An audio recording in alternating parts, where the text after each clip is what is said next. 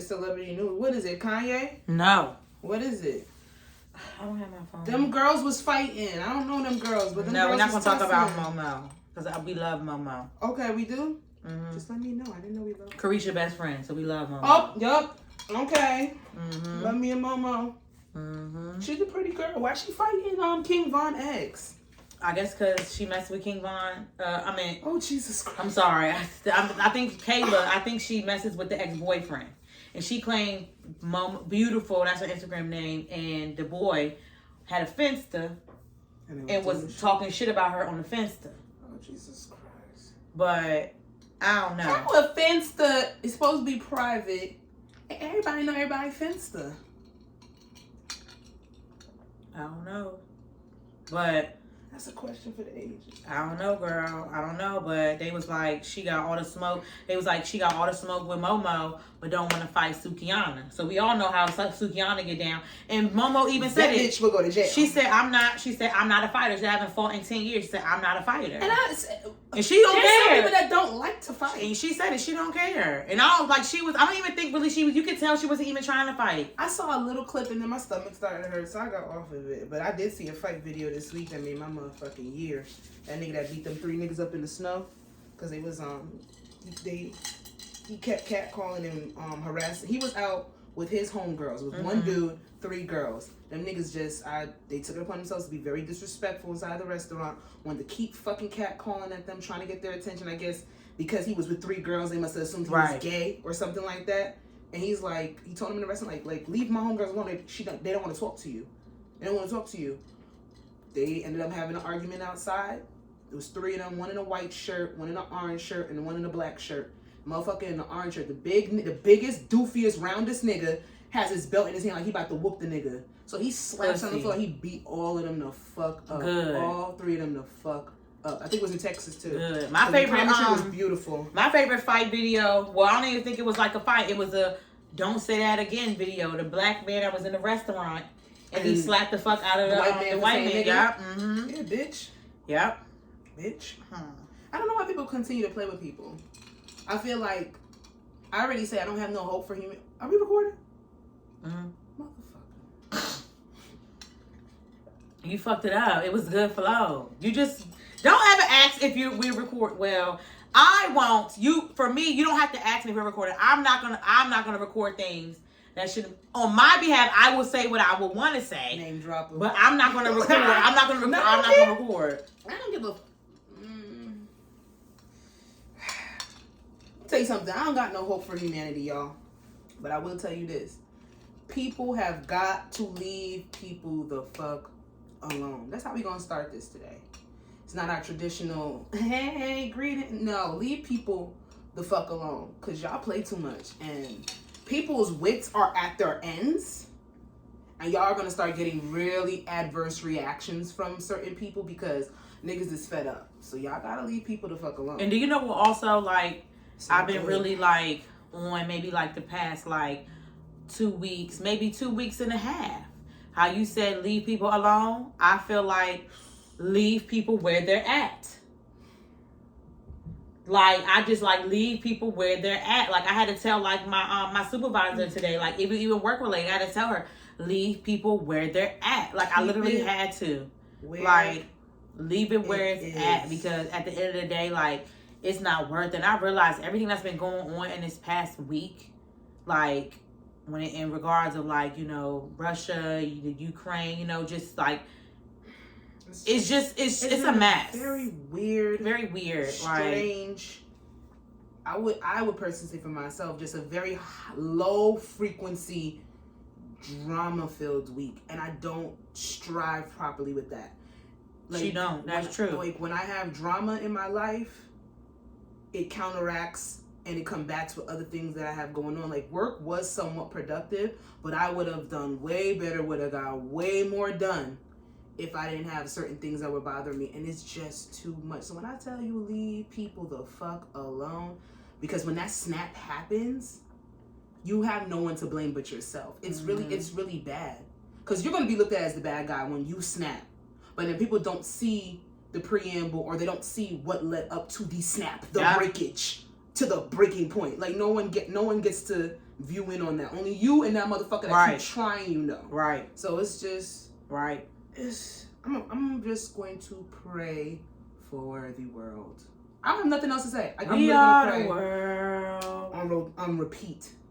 Yeah. My week was like, for work, it was like very physical, because the population that I work with, it was very physical. And I wouldn't say like mentally draining. It was just like, I was just tired because I put in a lot of physically exhausted. I was, getting tussling, all that other stuff, doing what I had to do at work.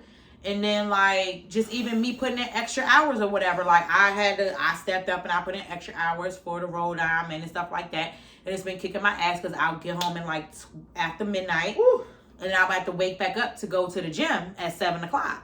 We've been doing the gym. So, and I really want to keep my whole thing of getting up early and going to the gym, starting my day early and stuff like that. It does feel good when you get up early. I used to be an afternoon like gym rat, but then since I was like, no, I'm gonna put it in my head that I at least go, majority of my days I go in the morning. Like if I have to go in the afternoon or evening, it's like last case scenario, but I'm gonna go in the morning, and it really does, like I'm not tired, right? Like it really does stretch out and make me feel mostly productive during that day. But then when you got somebody motherfucking trying you, or you got some shit, like work was emotional, like mentally, not emotional, mentally draining this week, because motherfuckers keep trying you.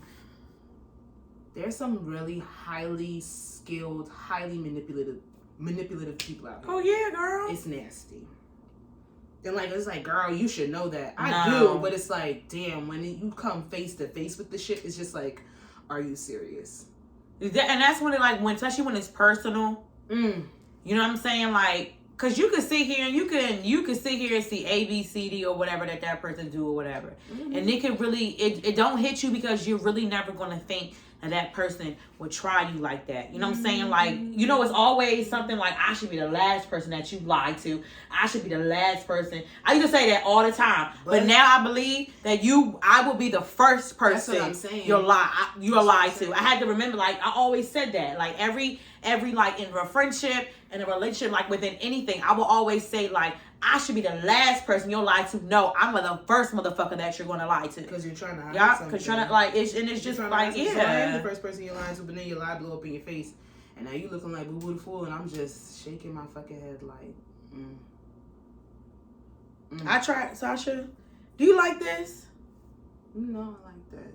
So, you know China, right? She went to Morgan. Remember we went to the Rose Museum for Shakima's birthday? And then we saw her outside?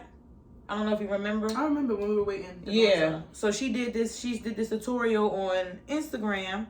Just was the half wig. And it's the thing. I did a hairstyle like this and like time, that. And I lost the half wig. I did the thing or whatever. I think because I went to the beauty supply store that we always go to, and they didn't have that many like half wigs. They only had this curly pattern. But I like it. But I think I want to get a curly pattern, but not as like afro-y. Yeah. A little bit more. So wavy. So it could be like a fall, like a little bit, but I like it. So I'm gonna tag her and let her know, like, I tried it and I like it. And it's it's protective style. Remember we was talking about protective styles? Yeah, because I'm about to get one. Well, I'm not. I'm about to get a middle part. I'm about to flex. I'm about to sizzle the fuck down the middle part. I got PTSD from flat ironing my leave out. I can't do it. Fuck it. I flinch as soon as I feel the heat right by my part. I flinch like this. Fuck it. We're gonna use minimal leave out, Leah. Minimal leave out, and we're just gonna. You're telling her through the video, like, girl, you best to be listening to what the fuck I was saying. Yeah. We kind of went backwards, but no, that was good. So okay, so let's know it does not backwards. So what we just talked about, it bounced on our song Mood of the Week. Yes, so it flows. So what is your song Mood of the Week? Cherish, Unappreciated, Keisha Cole, I Should Have Cheated. Oh, more than one. Whitney Houston and Faith Evans, Heartbreak Hotel. Summer Walker, the whole Still Over It album, the entire thing. And I'm gonna bring it back and I'm gonna do Kodak Black, Super Gremlin. And because he's talking about Jack Boy, because they're not friends no more. They not? No, they not. They not friends no more. When? I don't know, but that's what I heard through the grapevine. His baby is beautiful. You saw His baby is so pretty. That little baby. Twitter will show you. That baby is pretty. Congrats to him and his baby mama. And that motherfucking song, that was my favorite part. You switch like a pussy ass bitch. That's my word. You know what my favorite part of a song is, like, currently?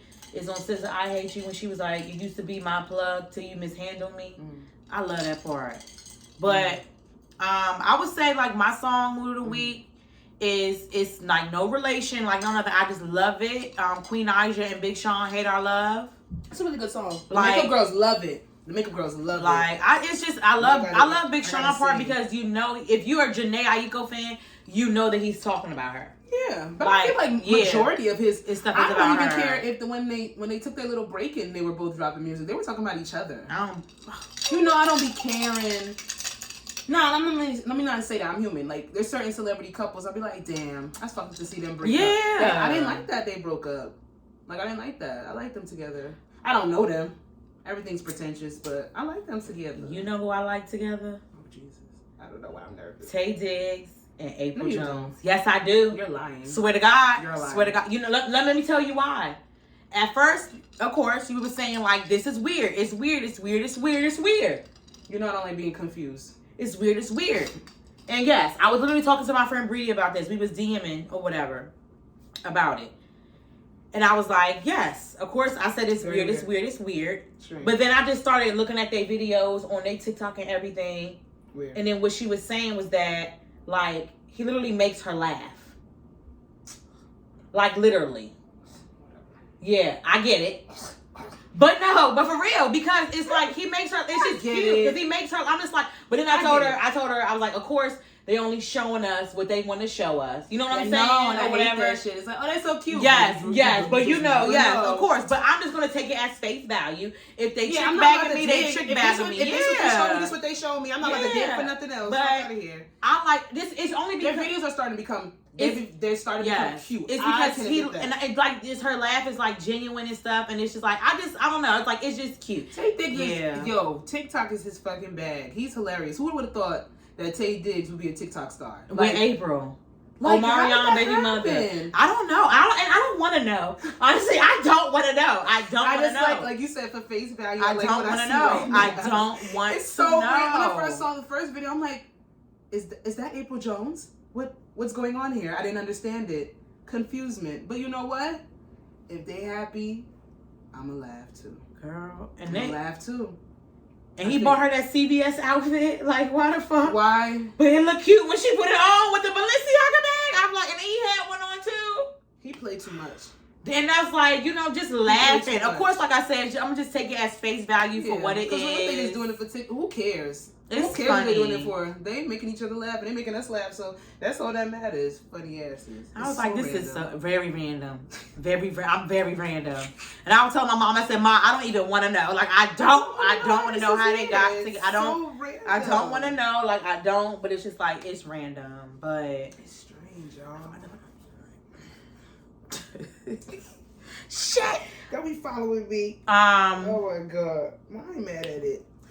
We both didn't put any celebrity news on here, so we must have both been. You know why? It was honestly, there's a lot of bullshit this week though. It is, but it's just like, what, like, I can't really talk about certain topics that I've actually seen. So did you watch the All-Star game? I did.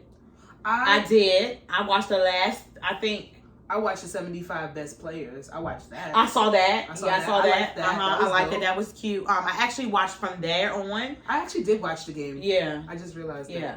I didn't know that now. This is my first time. I didn't know when they started this, but I didn't know they started the LeBron and whatever team. Yeah, it's a new what team was it?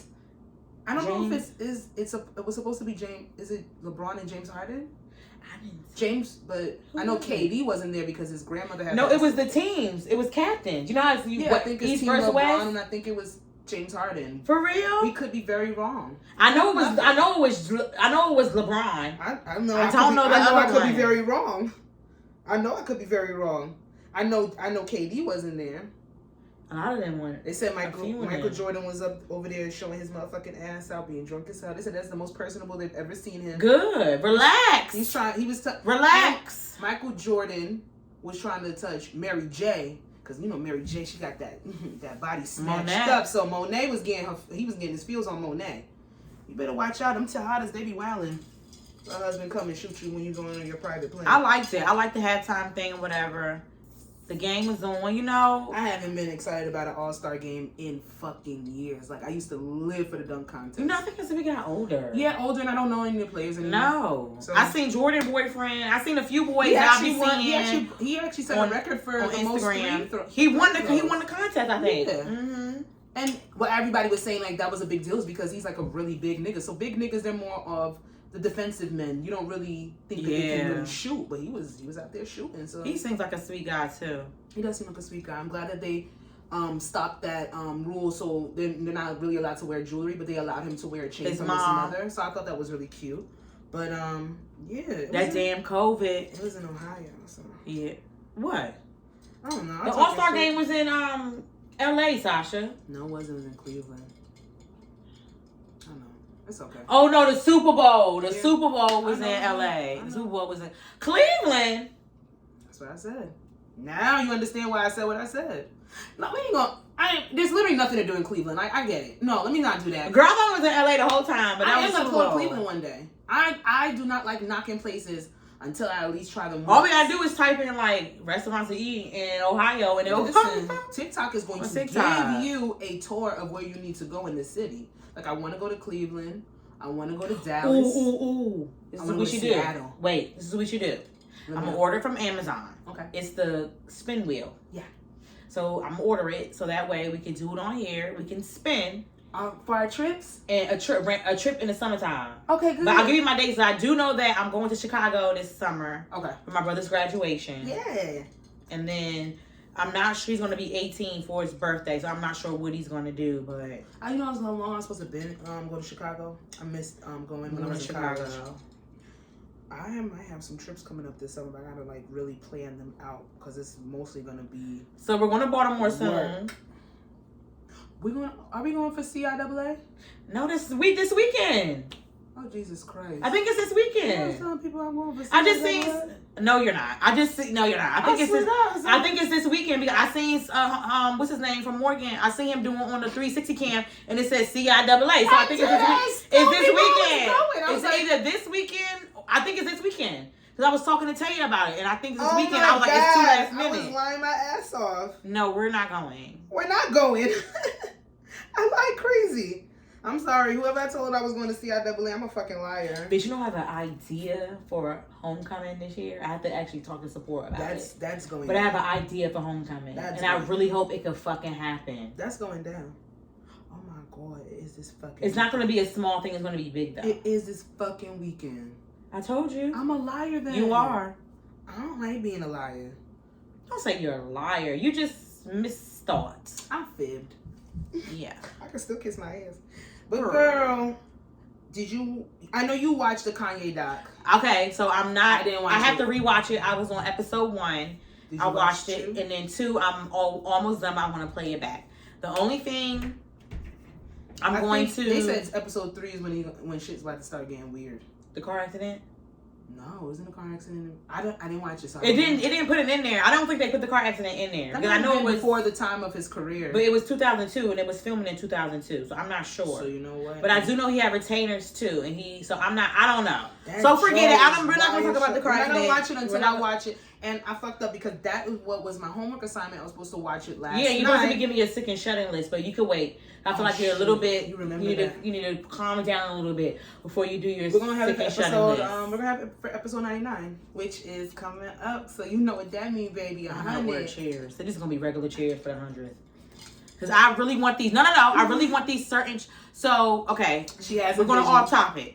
So I have like visions every time I see a fucking chair. Every time I'm Pinterest something or whatever, I have a different vision. I go from this chair to that chair to that chair to that chair. Then I do like my research. I do go like on YouTube or whatever, and I do look up other like podcasts, stuff like that, to see how their energy is and how they flow when they're sitting down and stuff like that. Because when you're podcasting, a lot of podcasts, are like an hour, things like that. You're sitting there, you're chilling. So I look how they're comfortable, like how they're sitting, what's going to sound better.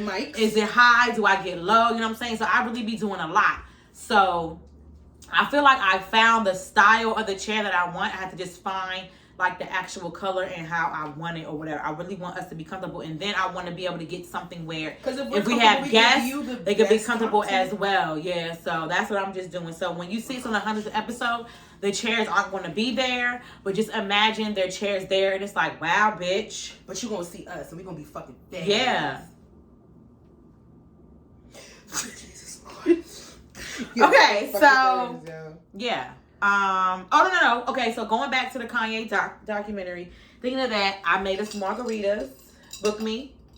She did. She's a star tender. So the only thing, she hasn't watched it, and maybe a lot of you guys haven't either. All I'm going to say is I actually texted this in a group chat. Then I was talking to my coworkers about it or whatever, because we was talking about it. And one of like my parents' mom, I saw her yesterday. We were actually talking like for a while about it, and it's been I've been seeing good conversations. And she's a white woman, and she was like, me and her was like, we was going like not going at it, but we were like both agreeing. Yeah, like it was like I didn't even think. Sometimes you can. I didn't even know she even like Kanye, but she was like, oh, she's like, did you watch the Kanye? She always like talking about like music and stuff, and we all talking about like Netflix. And she was like, appreciate when white people are. Like, they're not just doing it to pander. When you can really hold a conversation with them. Because, let's be honest, we're not that relatable when it comes to conversation with them. But it's kind of nice sometimes when you are. You get different perspectives when they're not doing it to pander. Like, oh my God, did you watch the Kanye? Yeah, it was good because we talking about the Tinder swindler, and she was like, have you watched? She's like, do you like Kanye? She's like, have you? Whatever. So, but anyway, so all I had said in the group chat, and I was talking to other people was, when you... I'm not like a Kanye freak or whatever, like, you know, cool or whatever. Not anymore. But no, I do not know Kanye from a can of paint. Never met him, never spoke to him, no nothing. But me watching part 1 and a little bit of part 2, it took me a while to get through part 1 or whatever. First time I fell asleep, whatever. Try it again. It's all good. It's hard for me to watch it because when you watch it, the early documentary and everything of early years, when you look in his eyes and you can see his soul, he was happy. You did say that. He was content. He was to me like he wasn't kind of drive. He wasn't He had a different type of drive in his eyes. Different type of drive. It was happiness. It was pure. It was drive. It was, I'm gonna make these motherfuckers feel me. You can see the love of music and the beats and the lyrics in his soul. You can see it in his eyes. And then it's like, then go and see him on Instagram and everything. He's a completely different person. This is not the Kanye we know. It's not the Kanye we know. Or what was first presented to us. First presented. Because it's like, and it's when you see, like, it's sad. It's like, wow, like he's a genius because he fucking knew, like he said. Like, I'm just going to give, like, he just said, you know, it's kind of narcissistic or whatever. Like, I'm feeling myself. He knew he was destined for greatness. You got it. You have to be your biggest supporter. He was his biggest fucking supporter. And I think it's Cootie, the one that was a comedian. He was the guy that was filming his stuff. He was a fucking stand-up comedian. And he's quit. He stopped doing stand-up comedy to go and follow Kanye to document it because he was his friend that believed in him. Yeah. But when you watch it, like, that's my opinion. I'm literally, soul leave his body. I'm looking at his eyes and I'm like, oh my God. He doesn't smile anymore. Kanye don't fucking smile. Kanye was fucking ear to ear in that document. Ear to ear. Every ear to ear. Happy. Genuinely happy. Now you gotta wear gloves because he doesn't want to transfer other people's energy into him. And it's just, and then the part, it's just like, and then when you see like, and then like when you just see him filming with his mom, it's just sad. Everybody and your mother said, that was it right there. His biggest fucking fan, knowing word for word, like, you have to just watch it. No, I heard. And that's just like, for me, it's just like, for me, it's just like, you could just see his, like, it's too, and look at his eye, like, it's, you know, it might sound weird, but, because I don't know Kanye from a can of paint. Hell no, but you can see. But you can just see, like, you could just, and it's not like, you know how you can tell the difference from somebody that was sober and then they're on drugs. Yeah. It's not like that. You know what I'm saying? It's just his eyes. And I never, you know, people always like, people that are in tune with things like that. I've never been in tune, but I was in tune with that shit. And that shit gave me fucking chills. And I don't know what that means, but I was like, damn. It was like, damn, like. It could mean Because you've never been in tune before, you were really observing something that may look familiar. But not purposely. I just was like, damn. Like, I just looked. I was like, damn. It's like his eyes. You can see when someone's hurt. You can see when someone's hurt. Kanye's hurting. It can be a little bit more. And this is the thing. I'm not condoning anything that he's doing right now. I'm glad you said. I'm not. Because that's where I was going. I'm not condoning anything that he's doing to his Kim Kardashian, to Pete. I'm not condoning any of it. Dealing with the bullying. Because that's been in the news a lot, and we purposely on here just stay away from that because, like, what are we supposed to say? Mm-hmm. This is another example of a man that cannot handle not having what he wants when he wants, and he's harassing the people around him. I don't care what nobody say. Kanye's last behaviors of social media stalking, harassing, putting out personal business, that is a form of cyberbullying. It's a form of harassment. And I would say abuse too. It's abuse. It's It's manipulative. You got people harassing people. You done made Pete Davidson delete his Instagram. Like, this shit it's not cool. And everybody's like, oh well, he's not beating nobody, or he's not fucking nobody up, or he didn't put hands on anybody. So it's, this is light work. That just tells how far humanity has gone to think that this behavior is acceptable. It's not. It's predatory, and that's why I'm gonna watch the documentary. But my opinion, it's not my thing of how he is now. It's not switching because you don't do things like because that. Because mental health or not, Kanye West, and I'm gonna keep saying on here, he is a genius. That's never wavered from my mouth. Never taken it from him. However, when you decide to do more harm with your platform, when you decide to shit on people that looked up to you, when you've brought more misinformation about mental health and bipolar disorder than anybody else, and you're one of the biggest stars in the world, you've done more harm than you've done good. Yes, you've given us creative masterpieces, but I feel as if it's disheartening to watch Kanye's legacy literally be deteriorated because he does not just want to say, I need help. Right. His narcissism is outweighing his bipolar disorder. Right. And it's taking over. And that's the problem. And he's walking around with this Kim K lookalike, and it's pissing me off. You done broke up with, you done left Julia Fox in the sand. Now and he now got you with this one. Kim K lookalike. He was messing with her before, and now he's back to her. And it's just like, but you keep saying you want your family back. And like, I never thought that I would ever agree with Kim Kardashian, but Shorty said, like, I chose me. As she should. As she You fucking should. You cannot help anybody that does not want to be helped. And you know why I like that? Because I just been seeing like a lot of things like with these. They're not like big, like for us, because we don't really like in the athlete shit or whatever. We don't know the athletes or whatever. Even like with the rappers and things like that, when it comes to the rappers and their girlfriends, yes, they're young, but we just been seeing like, I won't say I've just been seeing like a lot of things where it's involving like domestic violence, or it's just the constant cheating and things like that, and them staying with them because they have a kid or whatever. And it's the struggle of, and then I love that Kim said that, because Kim didn't come out and say, oh, I want to do it, for my family. And she said, I chose me. The fact that she has to go to the courts to make her single because this man refuses to let her go. I tried with you. I no longer can try with you. And he refuses to let her go because that's a semblance of control that he doesn't have. You wanted to be a billionaire. You wanted to be respected in the fashion game. You wanted all these different accolades. You were always going to be respected in music. That is something that no one can ever take away from you. However, in the process of that, even if we want to sit here and say he got with a white woman, and now what really kills me with the whole situation is that he was so hell-bent in the beginning of their relationship of putting this white woman, or Middle East, whatever you want to fucking call it, on this pedestal to say that she's the symbolism of what's beautiful. She's the symbolism of what little girls need to aspire to look like. These are what all your favorite celebrities want to look like, talk like, move like. And they did. Everything. And they did. And he did put that out there in the universe. And now he wants to sit there and use it as, they will get a black man locked up. They will take you away from your child. You've resort to subsiding the mother of your children and now using her race against her when it's convenient to you. But you're the same man that sat there and said that slavery was a choice. And I know you're sick. But when do we start holding people accountable for taking care of themselves when it comes to their mental health? Because we can't do that. and then that's him, and then it's such a conflict with Kanye because it's like an understanding, but then it's like the tolerance has been it's just like, to me it's like it's an understanding because okay, so for like it's just quick example.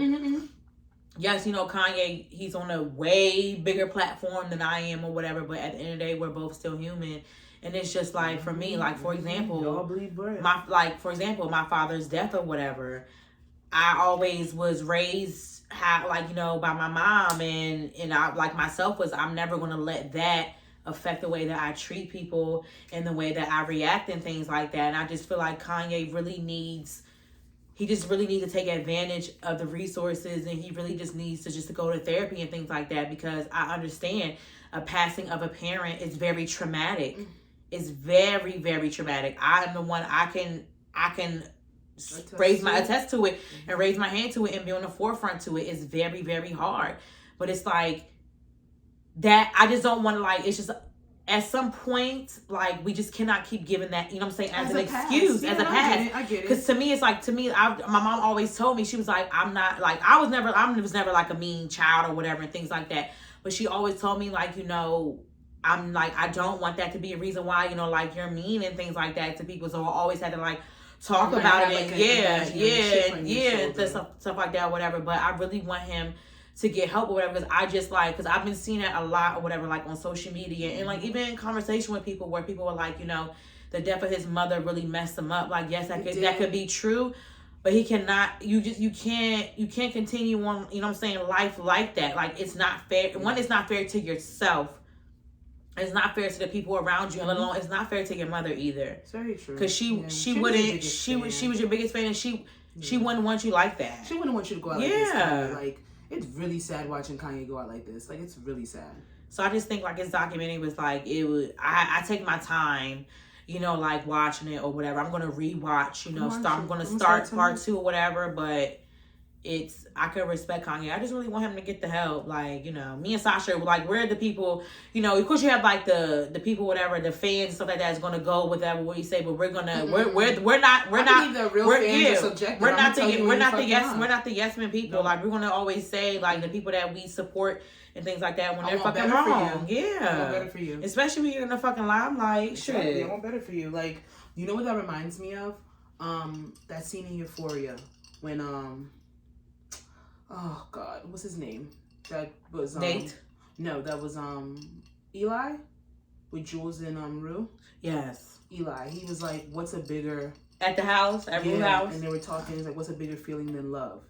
And she said, "Grief." And I can attest to that. Mm-hmm. Grief is debilitating. And people. I always tell people, grief is debilitating. Grief just doesn't come. Just doesn't come with people passing either. Grief is a loss of anything. A loss of a death, a friend leaving your life, a relationship leaving your life, a pet, anything. Grief, grief comes in waves. Waves. And you never really get over it, or you conquer it. That's why I don't believe in time heals all, because it doesn't. No, you just learn to be stronger with it. Yeah, be strong with it, because it's identify because I feel triggers. I feel like when the definition of time heals all means at a certain time you never cry about it anymore. That's what you know what I'm saying, and you don't show any emotion. Yeah. That's I don't. You can learn from the lessons that. I don't believe that.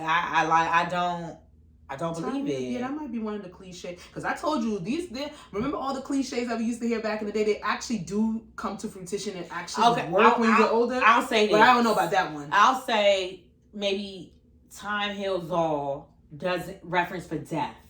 Time heals all wounds. I don't believe that. I feel like everybody's version of healing can be different. Mm-hmm. So I don't know I think I do agree with you to a certain extent when you say time heals all wounds, or we just learn to be, once we do the work of healing, we become better people so that we can deal with those wounds. They're not as open, they're not as exposed, we're not as vulnerable. Right. People can't take advantage of us because we're in a low space. Once we start to identify that this hurt us and we need to come out of it in a certain, I got my tongue twisted. No, I would say like time, like the time heals all references. Like I would say, I'm gonna speak for me. I would say for like past friendship, people that I'm no longer friends with, like previous like stuff like that or whatever. To me, I feel like time heals all for that for me. Yeah, because you end up not having that sting of resentment, and time does take that. Like I don't know this person anymore. Mm-hmm. Me and this person, like, what would we even look like if we were friends right now? Maybe this was supposed to happen. That takes time to get to those points. Right. So I do believe that time does help heal, but then you still have to put in the work to really be able to live with the hurt and the trauma that you may experience from different people and different things. Can I say something? It's nothing like, person, when we talk anything personal, whatever. But it was somebody that get personal shit. It was because it's not my business, but I said get personal. So it's somebody we're both in there close friends or whatever. I'm not close friends outing, but he was just like venting, and he was talking about he said we're both in close friends. Okay. And he said basically he was talking about something that somebody used to mess with or whatever, and he was just like he used the word bitter. And when he said it, you know how we feel about that. So when he said it or whatever, blah blah blah, he was just saying it or whatever. I had responded and I said fuck that. I said fuck that. I didn't put sin, but I was like, let me just go look. I literally just Googled the word bitter. Literally. Yeah, definition is different. And when I saw it, the definition is different. And you know how we feel about it. When I saw it, I'm like, okay, like it just sealed what I was going to say. I was like, fuck it. And I was just like, if you want to be bitter, be bitter. Because bitter, you told me that. Bitter has had a negative connotation on it, a negative label. Like it's been labeled negative. And when I read the definition or whatever, be fucking bitter.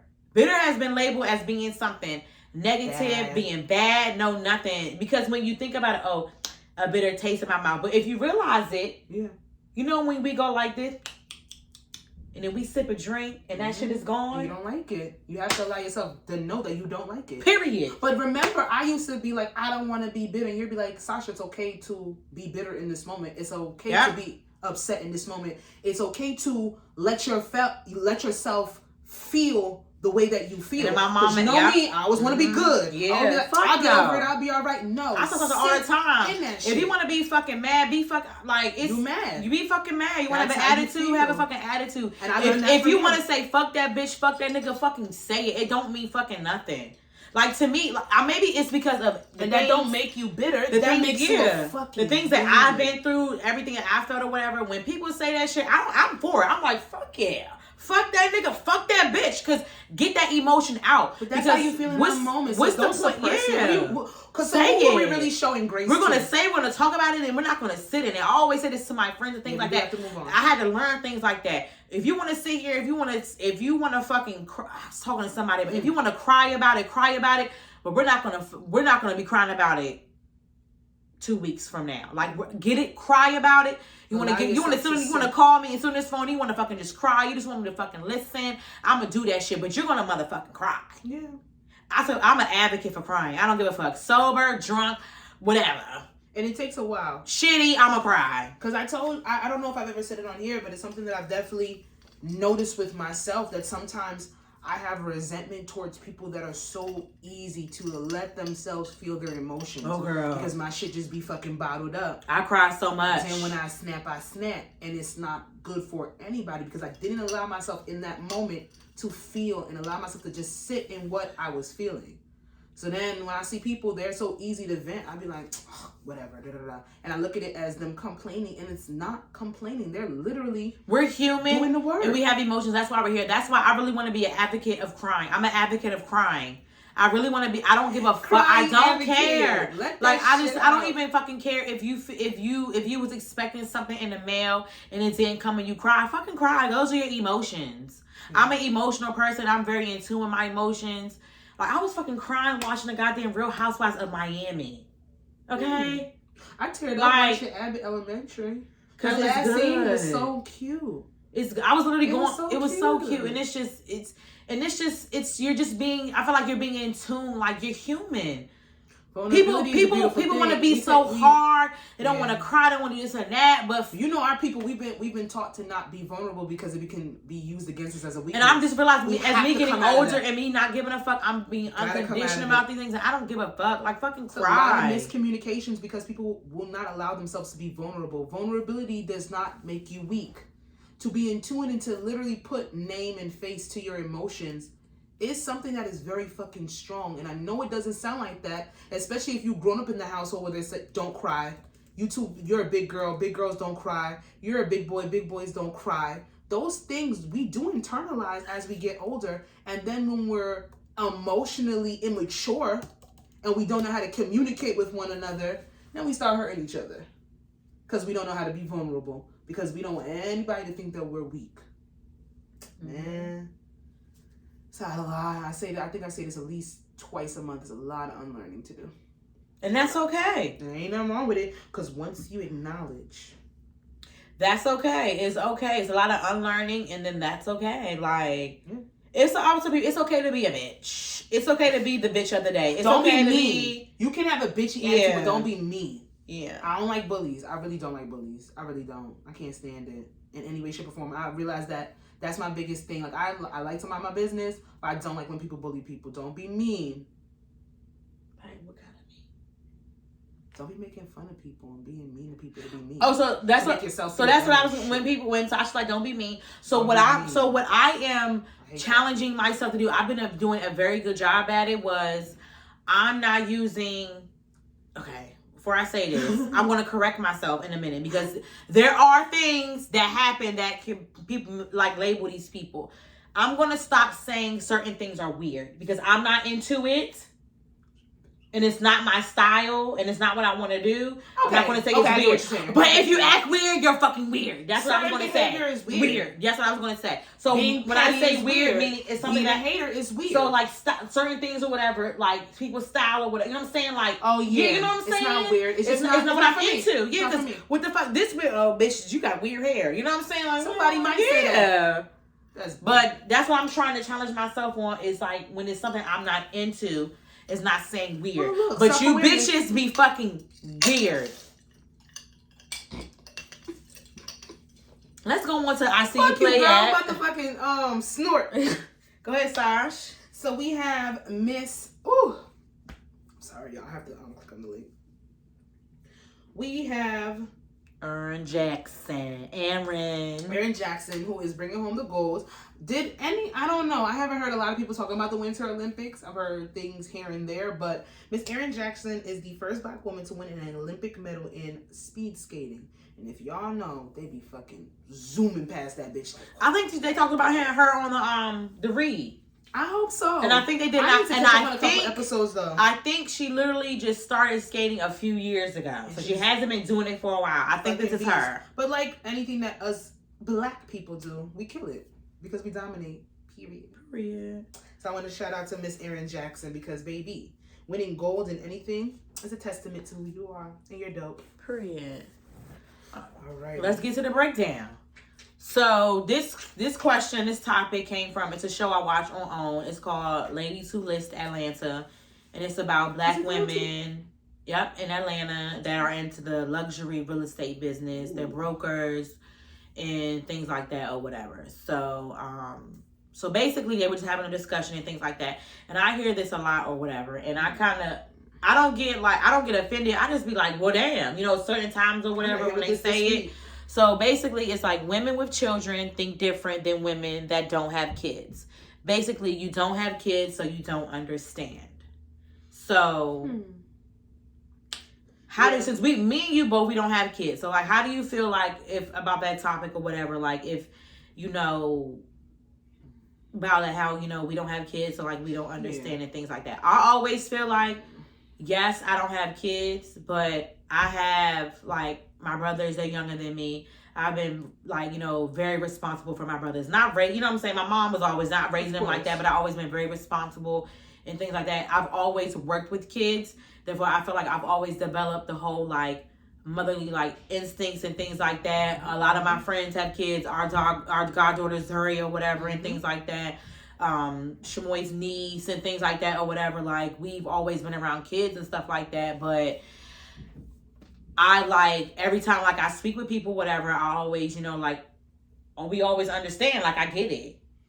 I always understand and things like that. But I don't get, I don't get offended when things like that or whatever, but because I get hit with this a lot with the job that I do. Do you feel like it though? Do you feel like you have to be a mother to understand? Because I feel like it's a lot of moms out there and they don't get it because they're horrible moms. And I counter that because everybody's maternal instinct is different. Yeah, like you might have a way more profound, way more in tune maternal instinct than I do when we both don't have children. Mm-hmm. You may be able to assess a child's needs better than I could because you're more in tune with the aspect of knowing what a child may want. I like I said, with the population that I work with every single day, I don't have children. I work with people who do have children, and I can tell that your child's cries because they're hungry, and there's a mother in front of me that doesn't know what's going on. It depends on your maternal instinct. Like, I don't want to counter people out. Are there certain things that I might not understand that a mother goes through? Yes, definitely. So I think it's 50-50 with this. Like, I agree with it to a certain extent, but I think it's all subjective because it's based on maternal instinct. Maternal instincts, and also know how to stay in my lane when it comes to the maternal instinct and me understanding versus somebody's parenting. Because that's another thing. We can sit here. Is different. We can sit here and, like, the one thing I don't do is, like, I talk to Shamoy all day. We talk about Zuri all day or whatever. And me and her, like, agree, like, on a lot of things or whatever. And I always say, like, you know, oh, well, maybe this and that. Like, oh, try this. Before she even, like, says anything, I'd be like, oh, try this, try that or whatever. But I never cross the boundaries of their parenting. You need to. I never, like, you know, I never step, you know what I'm saying, that boundary because that's, like, how they parent and things like that. And of course, respect it. And of course, like how, like, you know, how we talk about when it comes to when we're if we're married or whatever and our husband cheats. We're not going to know what we're doing to that situation. Exactly. I'm not going to know what I'm going to do in that situation until I have a child myself. Because what if you have all the maternal instinct right now without a kid, and then once you have a child, there's different factors. There's postpartum, there's grief, there's loss, there's a whole bunch of different things. You turn into a different woman after you have a child. So that's why I will give mothers the credit that it's a beautiful job. And taking on that makes you absolutely brave. It makes you a beautiful human being. I think being a mother is probably one of the greatest jobs ever. And there's some people that don't want to do that shit. I commend a lot of I think of the simplest, stupidest shit is having to get up early and get your child up early for school. That's a nigga. That's a fucking adventure. It's an adventure. Nigga. I'm gonna call it an adventure. Bruh. Bitch, because I know how I used to be when getting up for school. I just said the N-word mad time. I'm sorry, y'all, but I felt it. Because I struggle with getting up and I have to get me and the little one up. And sometimes you got to get your man up. You better get his fucking ass up. Girl. You better get his fucking ass up. But I do understand that sometimes. And then sometimes if you are in certain dynamics, like you may be the only mom in your friend group. Right. You might feel sometimes that your friends don't know what you're going through. Right. Or if all of you are single, there's certain friend groups that they have packs so they don't want kids. Or all of them do have kids so they can't relate to the single girl that just out here and they don't have like necessarily an obligation at home to tie them down. They can move a little bit more freely. So honestly, it's all subjective. Yeah, Shamoy only married one. She did marry. Everybody else single. Yeah. No, I have two married friends. You do? Two. But it's like, so it's different dynamics. Even when I have conversations with them, the conversations are different because we have two different dynamics of how we're living. Is it weird? No, not weird in a bad way. No. Is it like? It's not. Certain things can be awkward when you hear certain things. I just would never know like what I would do. You know what I'm saying? Like I just don't know because I just don't. Okay, girl. And ain't nothing wrong with saying I don't know. Yeah, I don't know. There's nothing wrong with that. Because it's like this I don't know situation would be that I don't know versus a married I don't know. You know what I'm saying? Like it's different. I don't know. A married I don't know is different from a single boyfriend girlfriend I don't know. I don't know doesn't have as much restrictions. Yeah, we kind of have a basis where we can be a little bit more selfish, where we can think about ourselves. But then we have our friends that know that is never going to be their life again. They have to think about somebody. But then I do feel like I do feel like even like with our married friends, so I do feel like we could still give, you know what I'm saying, advice. I do feel like we still advice. Not telling them what to do. I never tell nobody what to do. But give like advice. You gotta tread lightly too sometimes. Right. Boom. Like, so, you know, we just know like tonight, I really don't know how this is gonna flow in because we had to pause. Mm-hmm. But yeah, so we know, like, you know, we just not know like what lanes to stay in and what boundaries not to cross. I've been saying this all week. You might not agree with somebody, but there's nothing wrong, and there's nothing wrong with not agreeing with somebody, but have a mindset where you can understand where that person may be coming from, even though it may not be your mindset or where what you would do. Because kids are different. Kids are a very sensitive, very heavy topic.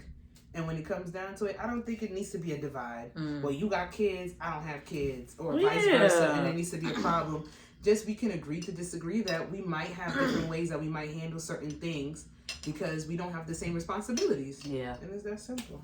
Period.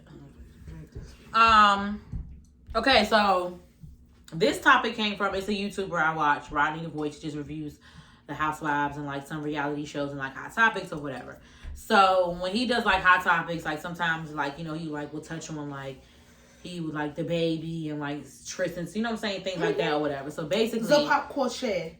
Yes. So I also caught whiff of this too because, you know, like, of course, you know, like everybody always says like, you know, to block the shade room or whatever because, you know, they toxic, blah, blah, blah. And I also, you know, yeah, they are. You see them putting disclaimers under their posts? Yes.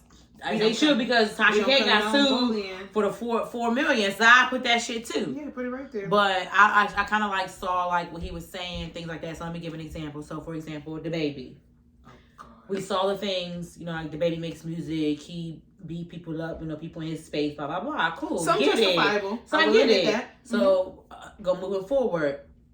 His interaction, everything with Danny Lay. How we saw how cringy, how disrespectful, how disgusting he was, like, to a woman, especially, like, the mother of his child.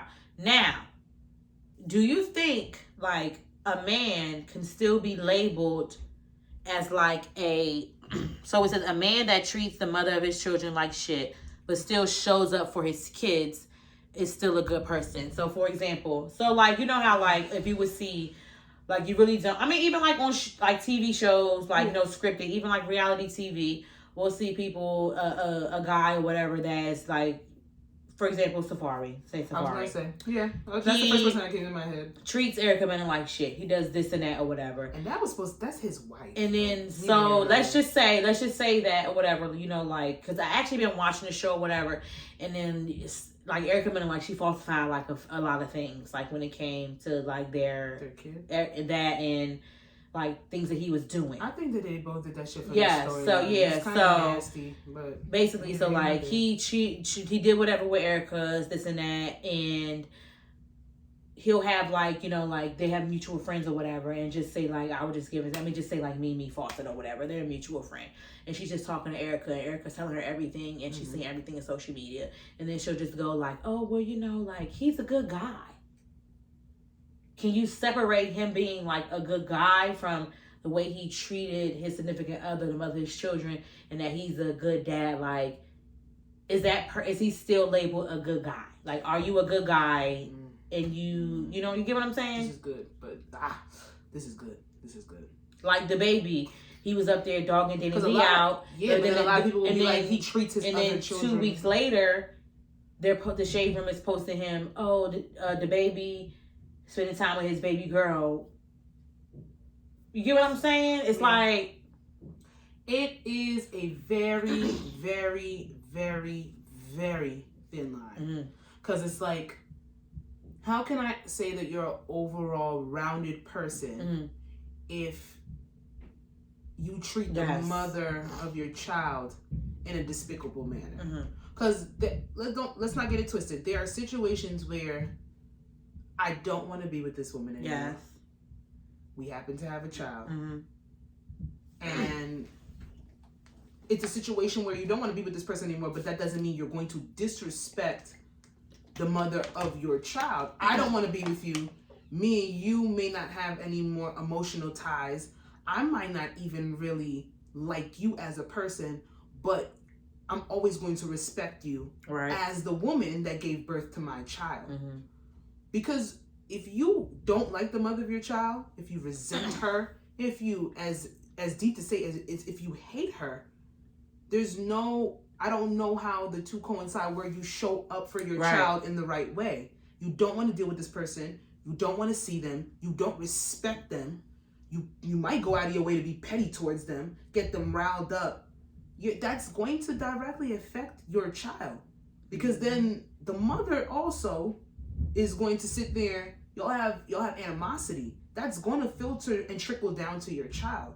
So you should be able to separate certain things, but it's a character flaw. If you're fucked up towards the baby mother, how are you? You may love your child. You may be great for your child, but there's a certain amount of resentment towards that baby mother that is going to trickle down where you might not pick this child up this weekend when you said you were going to because you don't want to deal with her shit. Or you don't want to see her face. Yeah. You might make it a little bit harder for her to move on if you still want to be with her and she don't want to be with you and you hate her for that. It's a toss up. I've never seen the example. I just see, it's just like once he was saying that or whatever, I'm like, yeah, I get it because I'm like a really reality TV person or whatever. Mm-hmm. And just when I watch things or whatever, and then I see the man, being disrespectful to his child's mother, see that, or even like they're you know what I'm saying, whatever they're going through. But then you'll see people say, oh, he's a great dad. Oh, he this and that. Like, are they? They could be a great father, that's but the thing. Are they? But to me, it's like, very, very can you label them as a good person? You know what I'm saying? As I don't know about good person. And you treat anybody shitty. Yeah, you're disgusting to anybody. That's a character flaw. Yeah. You're not a good person. Yeah. Now you may love like I said, you may love the ground that your child walks on, and you might just have a resentment for the person that you made. That's what I'm saying. Like, with. I get it. So I think that. Overall rounded, if you do treat the mother of your child shitty, you're not the best person that you can be. Right. Because at the end of the day, you're allowing somebody to make you less than. Mm-hmm. And if you're petty, because it's either one or two things that I've seen with niggas. It's either they're mad because their baby mother don't want nothing to do with them, or they don't want anything to do with the baby mother and the baby mother can't let go of that. It's either near nor there. Right. It's always those two things. Regardless of the fact, treating her shitty, you may still have love for your child, you may try, but then treating her shitty is going to give her ammo to make you not even be the father that you can be for that child, as fucked up as that may be. Because at the end of the day, no woman should use a child against a man. It shouldn't happen. I just feel like they're not a good person, because at the end of the day, if you care for your child and you love their child, you're just never going to disrespect the baby mother. You're not a good person. Vice versa overall. Too. You may be a good dad, but you're not a good person. Yeah, like you're not. Sometimes niggas be fucking. They dated man, really, or leave, or like literally just sitting there and I don't know. I want to play devil's advocate for a second, like making your baby father public enemy number one. Mm-hmm. And then going back and talking cash shit to that kid, like, well, you should have known your dad. I saw a post today, and I don't know if you've seen it. The girl was like, my mother ain't shit. She used to sit there and be like, I don't know why the fuck you thought your daddy was gonna come through for you for this weekend. She's like, bitch, he tricked both of us because you the one who got me dressed. That shit funny, but that's some deep-seated black trauma. Mm-hmm. I know kids that used to wait outside on the stoop for their daddy to pick them up on a Friday, and that daddy would never come. Yep. That shit's real. That was man was funny. Not with my dad, but after my dad passed away, like my dad's side of the family, I would get. I remember it. I was supposed to go to Six Flags, but I think it was like Adventure Island. I think it was at that time, and I was dressed. I had my backpack, my towel. I had my fucking. I had my fucking beads. I had beads in my hair.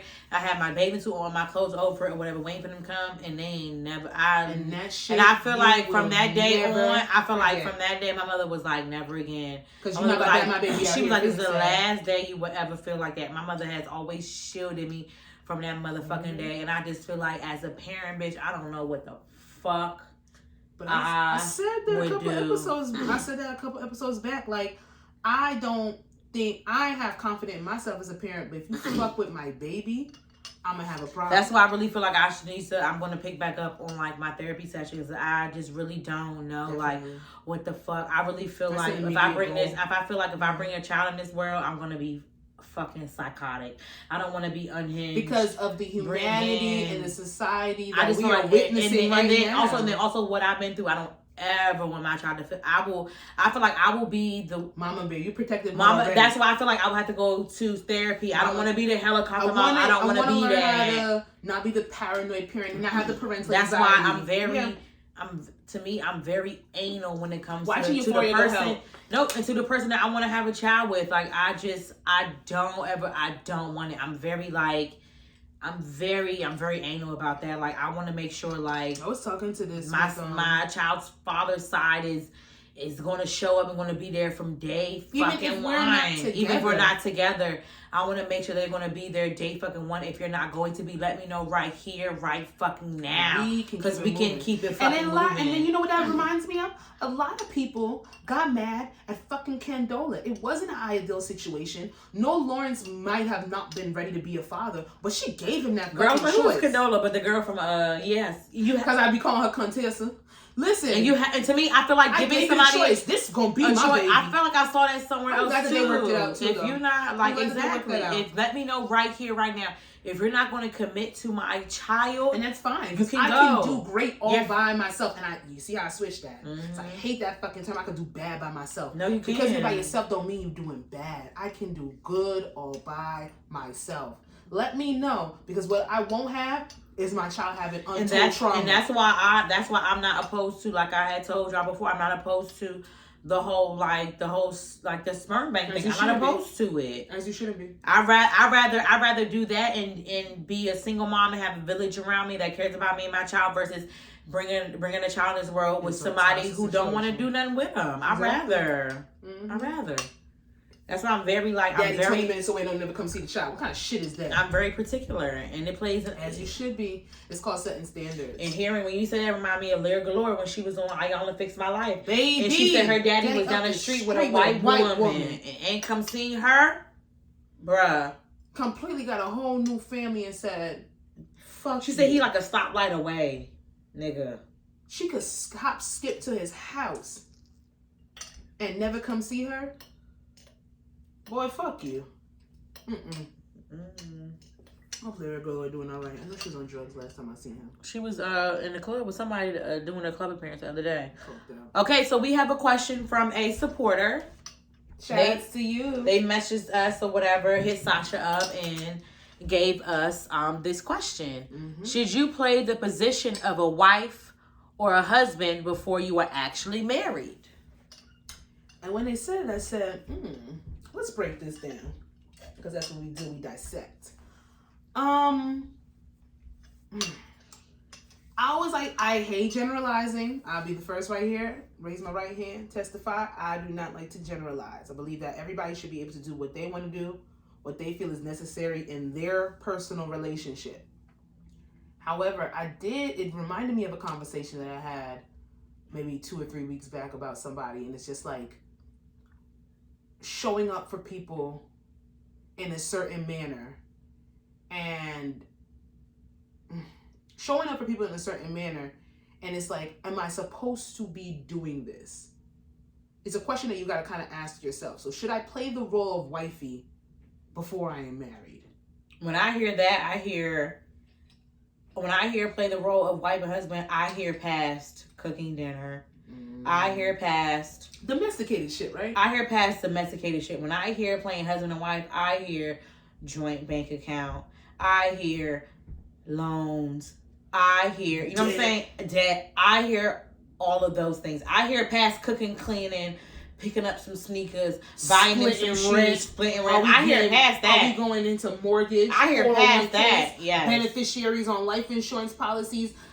When I think marriage, I'm not thinking about the mom and pop shit or the quote unquote relationship shit. I'm thinking about what happens to you happens to me. What happens to me happens to you. Partnerships. Like, if this person was no longer here for me and we were no longer partners, shit would have to really be rearranged. What I hear is, if I lose my job, are you going to support? That's what I hear. If he lose his job, that's what he hears. Are we moving in? Who's going to be financially, what are we going to do? Do we have a joint bank account or is it, but that's what I'm saying. Like, should you play those roles or should you get into that mindset before you get married? Because we see every day that there's couples that do all of that. They're 10 plus in and then they're not married. Or we see the couples that are 12, 10 plus years in. They don't even know how the other person lives. They don't know this motherfucker is a slob. They don't know that their temperament can't stand the fact that they leave dirty dishes in the sink. That's why I separated. That's why I separate. I separate, like, when you say, like, husband and wife shit, I don't count living together. You don't count I don't count that. I don't count that. You don't want to know how the other person No, I'm saying, like, it's, I don't feel like that is husband and wife living with somebody. I don't feel like that's husband and wife shit. Like, it's not, but I think people need to be a little bit more serious with the shit. I feel like that. I think quick. This is my actual personal thing.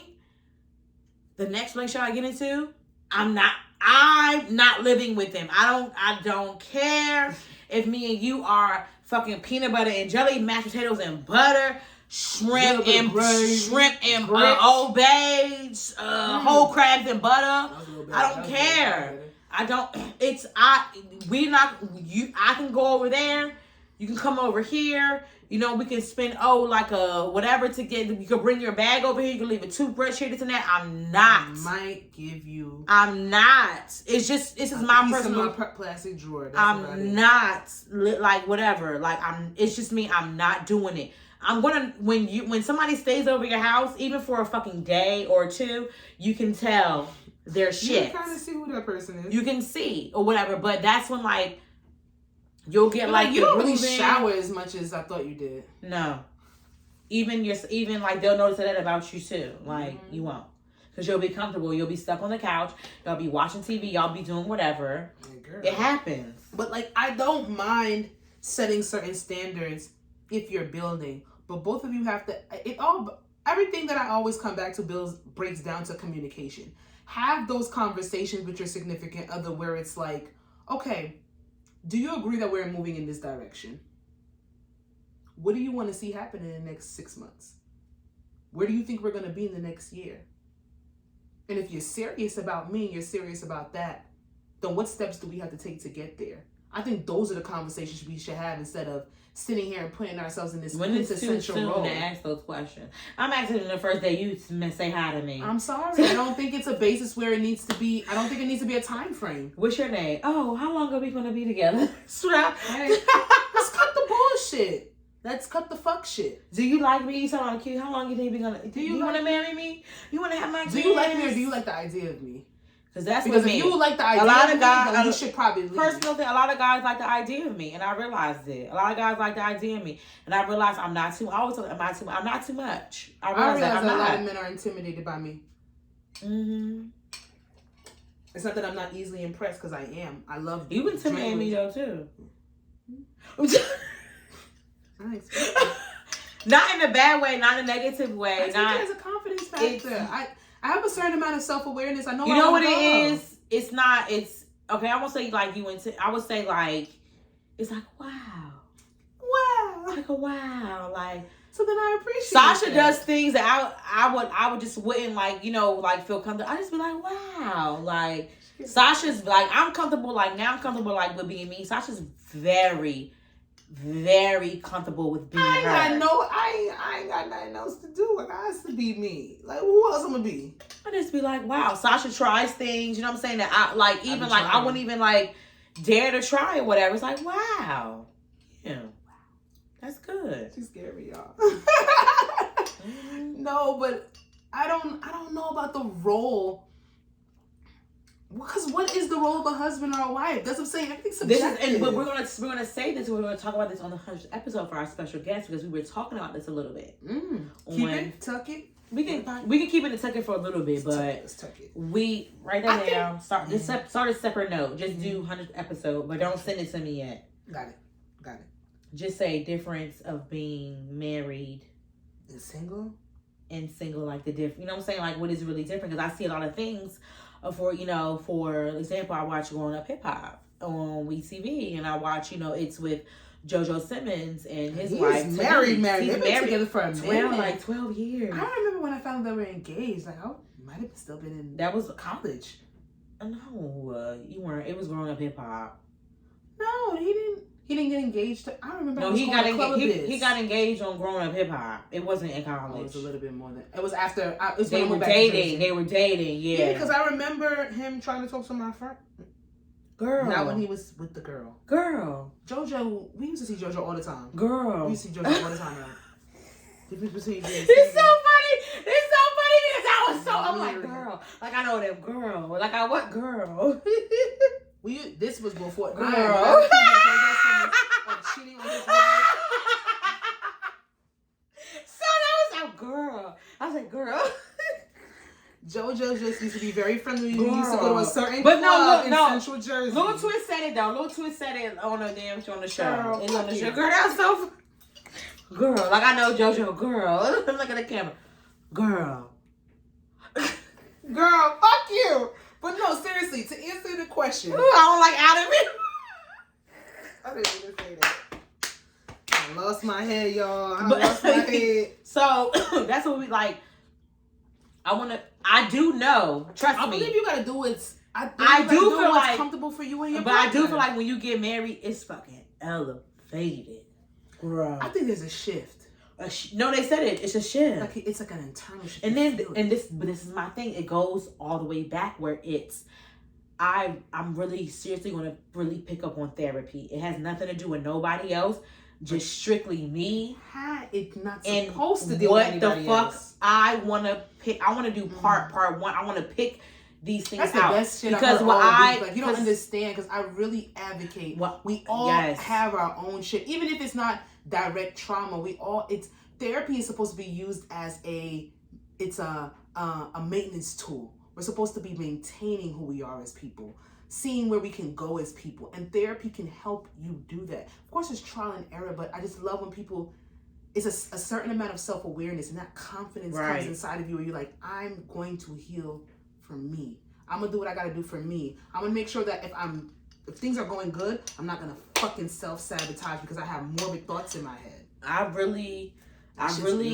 We talk about this before, but it's really for me because I think because I like watch different shows and I just see people like they're even like I said scripted reality. I just be like, wow, like I really want to pick apart the things I really struggle with, guys and Sasha, what roles I want to play in the future. If I want to be mommy, if I want to be Jasmine, if I want to be a wife or whatever, like I really fucking like struggle with that shit because I really feel like as a woman. We just have so much fucking responsibility and pressure. Sickening. It sits right and here. It scares me. It sits right here. And I don't like. And the society won't make it. No. It just like it makes me like. Because I came for me one piece I have came to conclusion with in my life is I have unlocked and sealed and know how to navigate of being a friend. And I will say period. That's right. I will say that before, like when I was younger, when I went off to college or whatever, like out of like my mom's friend group and like things like that, I was also more so the outgoing one, the one that was always here, there. Jasmine here, she's there, that, or whatever.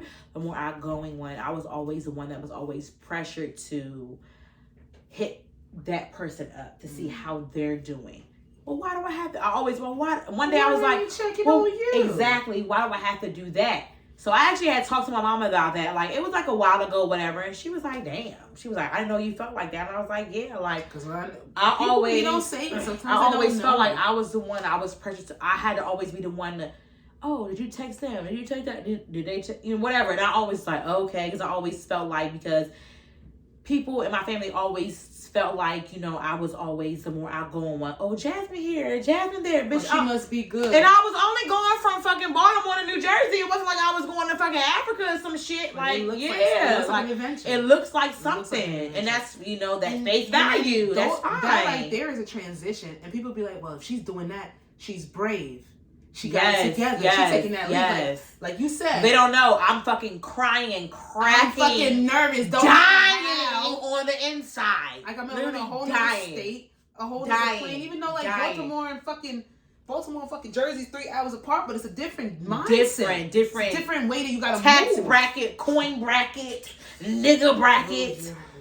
It's everything. So me talking to my mom about that and realizing people will take that confidence that you have and not realize that you gotta check up on everybody. Yep. So like when my mom, she like we talking about it, she's good on it, but that's when it like I feel like I'm good on. I don't feel guilty on the friend aspect because I know that I'm a good friend to the people that I need to be a good friend to. So when it comes to that, I realize now, bitch, if they don't hit me up, why should I feel bad? You know what I'm saying? So why should I, you know what I'm saying? Certain things. So like, I feel like I'm good on that. I'm confident on that. And I'm confident on that. You should be confident in the way you show up. But the only thing I'm not confident in is if what the role, like, do I really like, and I'm really leaning towards is like, you don't know until you try, but I don't want to go through the hard knocks life with that, with being a wife, with being a mother. But then again, it can also come stemming to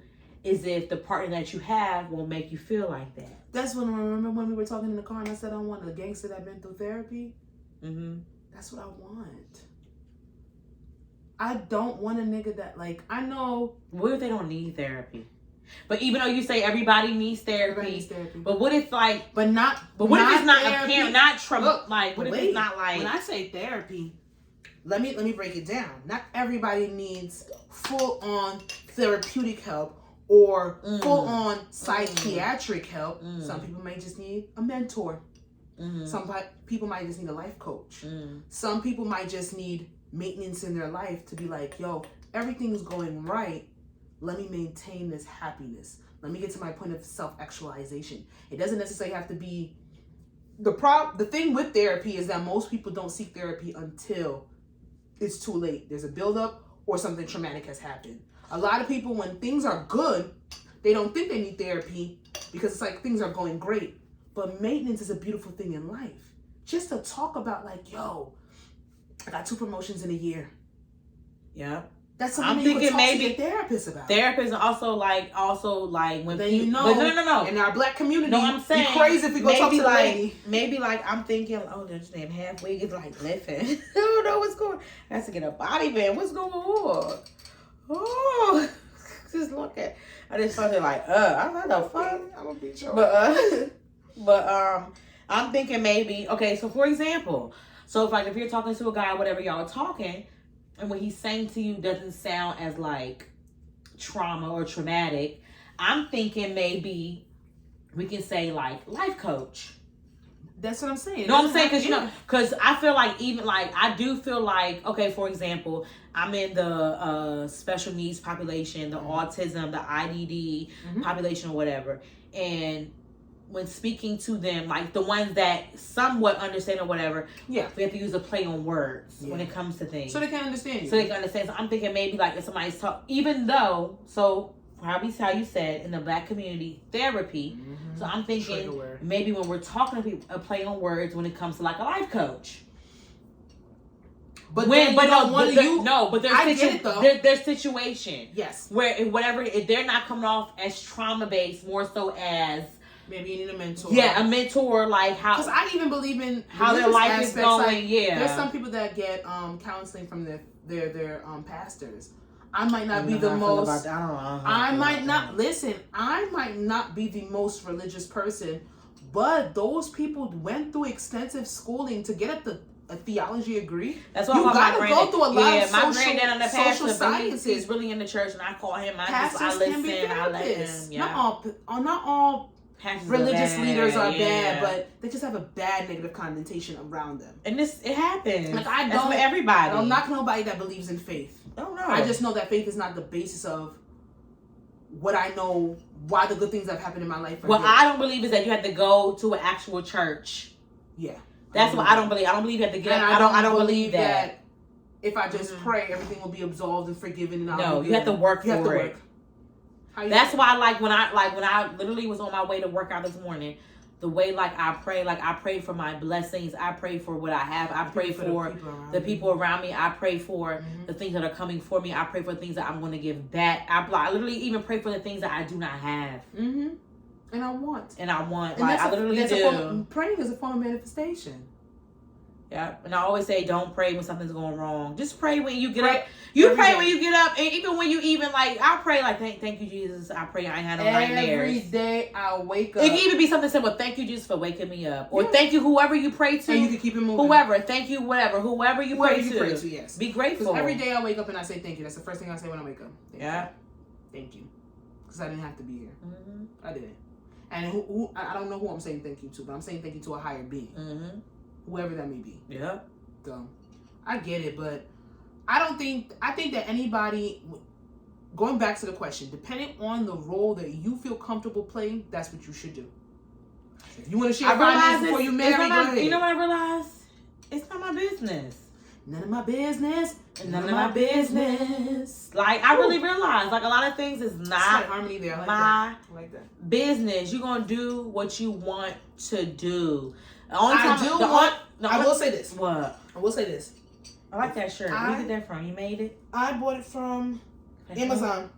I bought it for a Ghana concert. Yeah, it came up. I typed in t-shirt that says cunt. On Amazon? Yeah, and I wore it to my Ghana concert. When Ghana was in concert? I was like, he was at SOBs. It was like 2000 and this was before COVID, like 2000, maybe 18, 19. Man, it was a great concert. That was a good night. Just wanted a cunt shirt. That's cute. I wonder if my shirt came back in stock. That Sasha sent me that was sold out in my size, but she bought it. Know your worth, friends. Ain't none of my business. Ain't none of my business. Okay, what was you saying? I'm gonna say this. I don't know if you necessarily have to play the role of a wife or a husband before you get married, but you do need to take heed and watch the people that you're in a relationship with and know that they are like-minded when it comes to growth. They need to be on the same page as you when it comes to building, establishing, and where you guys are going to go for future reference. So even if you don't move in with the person until you're engaged, or even if you don't necessarily have domesticated, or you put bills together, or you have a joint bank account, or you talk about finances, you guys have to move in a sense where it's like, this person is going to be my person. And you guys have to have a mutual understanding that this person is who I'm going to grow with. That's it. Like, I can't tell you to sit there and open up a joint bank account. I look like Hey Arnold. Huh? I'm sorry. Yo! No, I'm sorry if I gotta look like football head. He got the hat right here and his things out here. I think this next question gonna be very short. I'll be like, Hey Arnold. But Sasha, I like that. I was gonna say, sometimes I feel like, not in a bad way, I do feel like my relationship with Sasha and Shamoy is unhealthy. But not in a bad way. Cause I like. So why would you say unhealthy? I won't say unhealthy. What the fuck? It might be like sickening. My stomach it might be sickening other people, but I'm obsessed with my friends. You know what that sound like, right? That TikTok sound. I'm obsessed. I'm obsessed with Sasha. I'm obsessed with Shamoy. Not like in a psychotic way. Like, I'm obsessed. I love watching you bitches. Are you fucking stupid? I really feel like to me, I feel like I've grown because of when me and Sasha have talked about, recently, like, personal things or whatever. I know I've grown because the way, like, I feel about Sasha, I really feel like the old Jack, I feel like the old Jackson I wanted to activate, but I didn't. I don't know if I won't say unhealthy. I don't know. It's just like, it's maybe not conducive to the person that you're trying to be.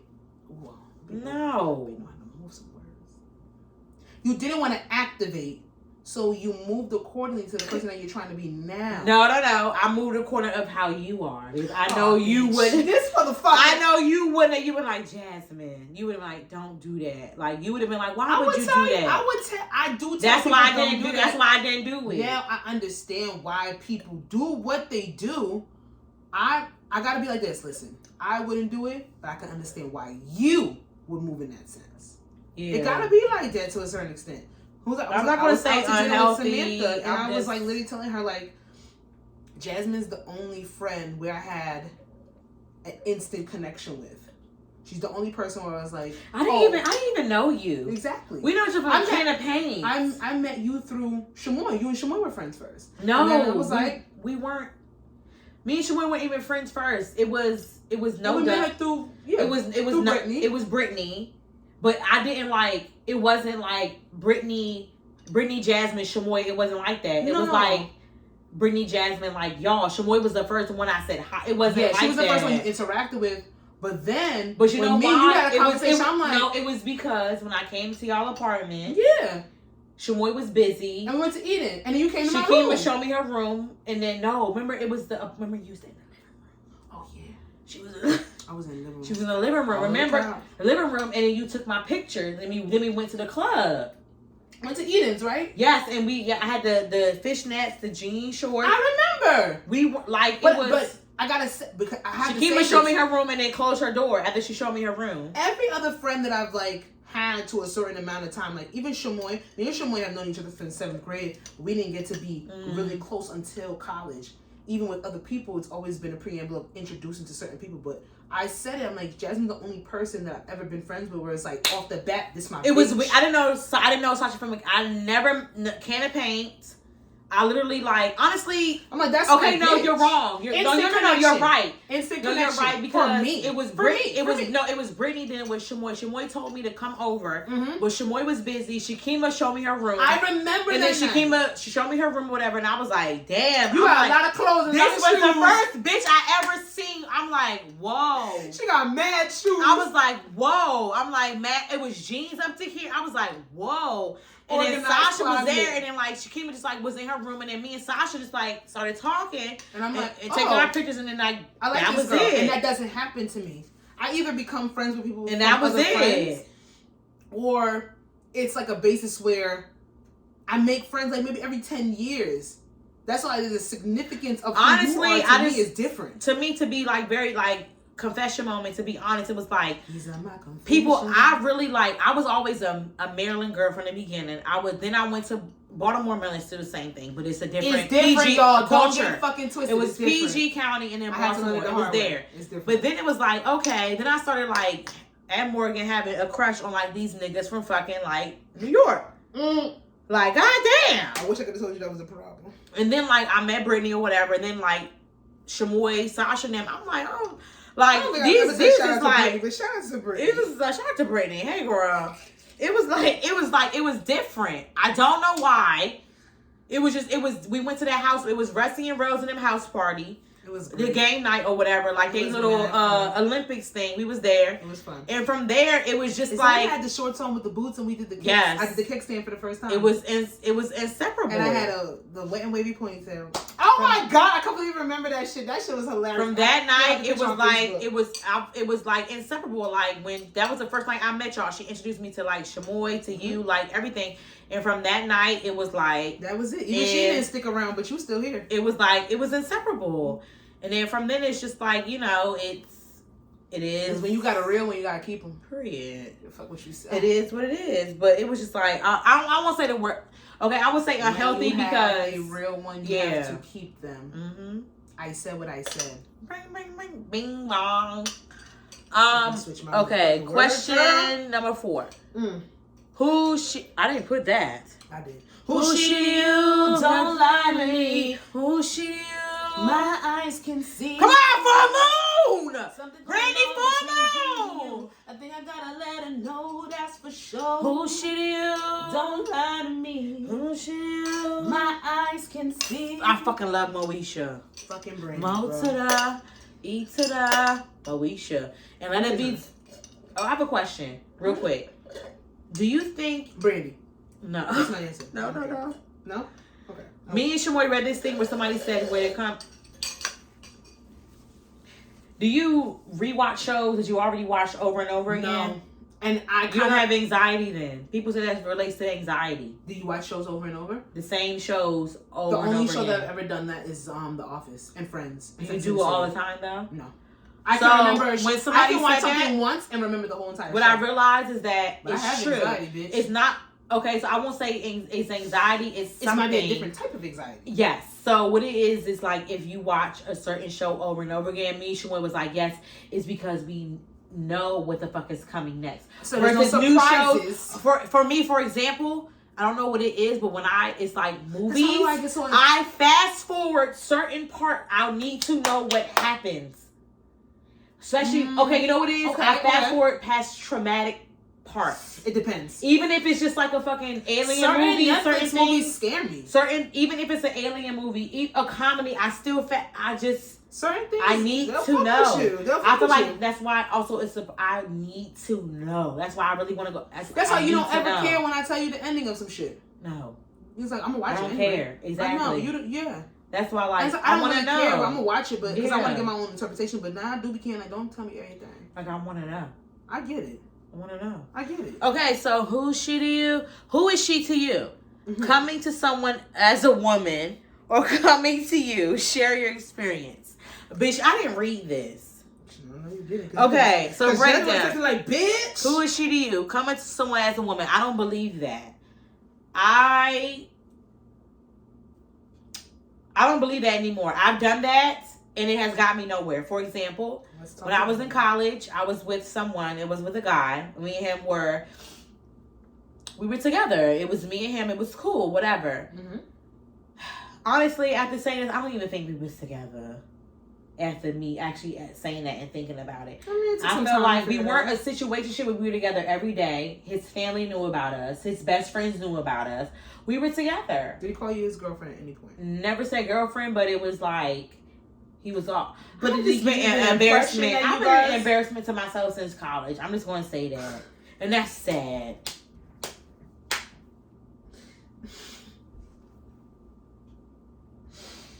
I'm realizing that now. And it's so funny that I'm not embarrassed. And nor am I not ashamed. When you know your truth, you're trying to fuck this girl up. I'm just saying. Now that I realize it, like, damn, Jasmine, do fucking better. But you said that was 32. In college. But still. So when's the last time you come to somebody as a woman, if you have? Never have. Okay, then. They came to me as a woman. And I did. So it backfired. It was stupid because she's still with him. They got a fucking baby together. They got married. They got a baby. So it was no point. People tolerate what they want to tolerate for themselves. How many times has someone come to you as a woman? Once. Once? What was the outcome? They got married and had a baby. Oh, Jesus Christ. I basically was like, bitch, he two-timing us. And she didn't give a fuck. She still stayed. And this is my thing with this. Let me go back and look at the question I actually wrote down. What the fuck you said? I wrote this motherfucker down. Like, coming to someone as a woman or someone coming to you, share your experience. Don't say to me. I have never. That's not coming to me as a woman. To me, you don't have to say that. One, I know that if we are both women. I'm really not going to take. I know we're both women. We're not girls. We're not young ladies. I know we're women. No, you're not. Just say, "Oh, hey, my name is so and so. Are you fucking with him? I would literally. Do you talk to him? Like now? To me, I wouldn't even do that. At this point, I'm not even doing that. I'm not doing that no more. Cause I know. To me, like I know what it is. This question is low key beneath us and where we are in life. It is. It is. It really is. But we're here, so let's break it down. I've had 2 women come at me as women in my entire life. No. And each time has been drama-filled. Well, no, lie.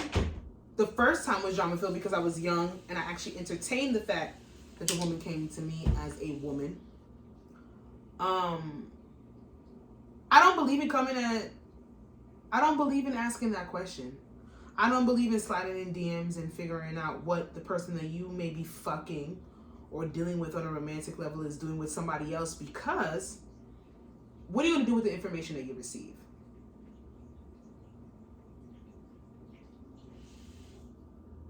I don't have Jasmine piggyback. But what are you going to do with the information that you've received? So once you ask the question,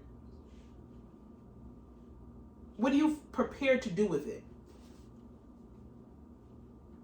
Because if you come in someone's story or you see somebody out with somebody and you're like, well, is that so-and-so with you? and I say yes, what are you gonna do once I say yes? Like, you already knew that person was playing you, or you already knew that this person, you figured out that this person may have been lying to you. I'm not gonna say that you knew already. This person is lying to you. What are you gonna do when the truth is actually presented to you and you can't run away from it? So I don't see the point of coming to anybody as a woman. Because you know that's your nigga. You know that's your man. You know that's your husband. You know whoever you're coming to a woman as. You have enough evidence that you're coming to this person as a woman. Because I don't believe that people come to people as a woman and they don't have any information or they don't have any proof. Mm-hmm. You have to have some proof for you to... You want clarification. You want clarification. And even if I give it to you, are you leaving this person? So what's the point of asking me? Right. If you're not, that's like the going through the phone. If you're going through somebody's phone and you have this undoubted nagging feeling that this person is doing you wrong and you find what you're looking for, are you leaving? So is me even, you coming to me as a woman and I tell you, yeah, that's your nigga with me. Are you leaving? Like, are you going? Yeah. That's how I feel about. I don't believe that coming. I don't believe that DM somebody. I don't believe that those girls are really going. I'm laughing. I'm giggling. All I can say to you is that, yo, bro. That's how I am. Me personally, when the 2 times that somebody has come to me as a woman, the first, I don't lie for niggas. You count the first time, or you do? Oh, bitch, that was terrible. I counted. Like, I don't lie for niggas. So, you spent the whole night with me. There was something I will say it on here first. I need to follow my instinct, because every time that every woman has ever come to me as a woman, I knew some shit was gonna go down. But sometimes, so that situation can be, but sometimes I always tell myself, especially if I'm talking to somebody new or to somebody that might not know, or to somebody that has like a lot of followers or whatever. Sometimes I realize I have to tell myself. That's why it's like, I mean, not catch-22, but it's like, it's a thin line between your intuition and your insecurities for me. No, that makes sense.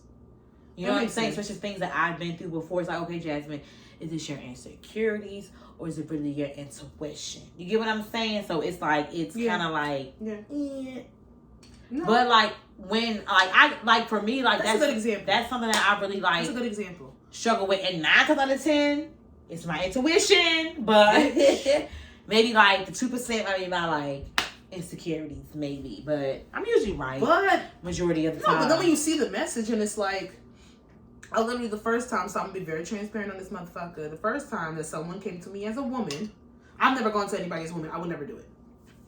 It's not for me. Because if I have to even come to the conclusion of trying, if I've seen something and I have to come to the conclusion of coming to somebody as a woman, that clarity has already been answered for me. That question has already been answered. I know that's my nigga doing something that I don't like. What woman could really give me any solace to sit there and be like, okay, that's not him. I saw it. Now I have to read it. And women will lie for men. There's a lot that will. They like the perks of being a side, or they like the perks of the situation that they're That was like me, my relationship, when I had found out that he had, and it's kind of like sad, and I'm just like, I'm never going to ever go by this when I was younger. But for example, you do better. When, remember like the whole like Chrissy and Jim Jones thing, when she was like, you know, as long as like you don't make that bitch feel special and things like that. Whatever, I was young and fucking dumb or whatever. And that's when I was like, I didn't have therapy yet. That's what I thought I fucking needed. And I was with my ex or whatever. And I found out he cheated on me. And I like called the girl. And she was like, basically like, she covered up for him. And I was like, first of all, bitch, I know you covered up for him because ain't a lot of niggas with that motherfucking name that he has. And that you gonna cover. First, you ain't gonna cover up for no nigga named Ray, okay? Like, you really, you know what I'm saying? Like, it's just. And then, question. It's just you were like, knowing that she was covering up for him. I could just tell. Like, it was just like, and I read the messages. That wasn't insecurity. That's your intuition. It was just like, but then it was like, okay, like you really might. To me, it's like, okay, but you weren't ready to leave yet. No, it wasn't. I wasn't ready to leave. I wasn't ready to leave. It was no. I could be honest. It was I want to have you. I want to make sure like you're, you know what I'm saying, you're there. Yeah, that was like from like that's how it was. Like I still want to know that I still have you, this and that or whatever. Yeah. The fact that this bitch but the fact I was like, wow, like when she had said that was like, you know, as long as you don't make a bitch, you know what I'm saying, feel special. It's like I don't either like, I want to be the main. Yeah, and I had to grow out of that. It was like, okay, to me it's like it was a test. Like, okay, if I call this bitch and if she be like, oh yeah, me and him, we was this and that. And then she was like, oh no, I don't know him. And to me, I was like, oh bitch, you saving him. You know what I'm saying? To me, I felt like her saying that to me was, I felt like I would more so take the, oh no, you know, like, oh no, like, yeah, me and him started dating. Like, I would forget, you know what I'm saying? I would be like, oh, I would dead that more so like the, oh. Because she lied. Yeah, like the, oh. Because it's, at the end of the day, like.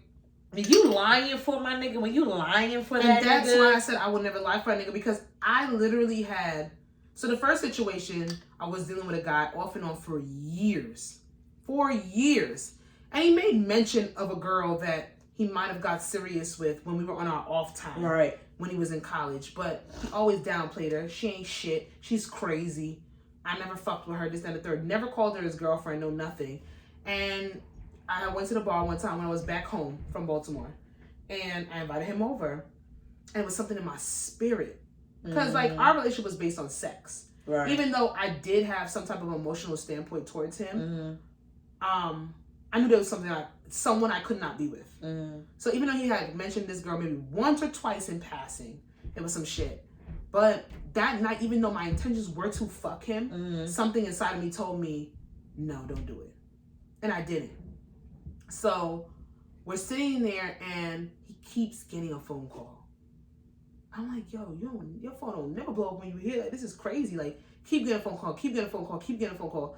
He finally picks up and he tells me to be quiet. And I said, wait, what? I said, I'm in my fucking house. Like, I said that out loud. And the music is playing in the background and this, that, and the third. I'm not trying to be.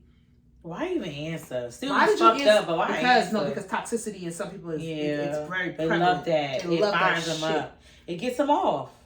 Did it. So then, you know, he leaves the next day. And then I get a phone call in the morning, woken up out of my sleep, and it's like, yo,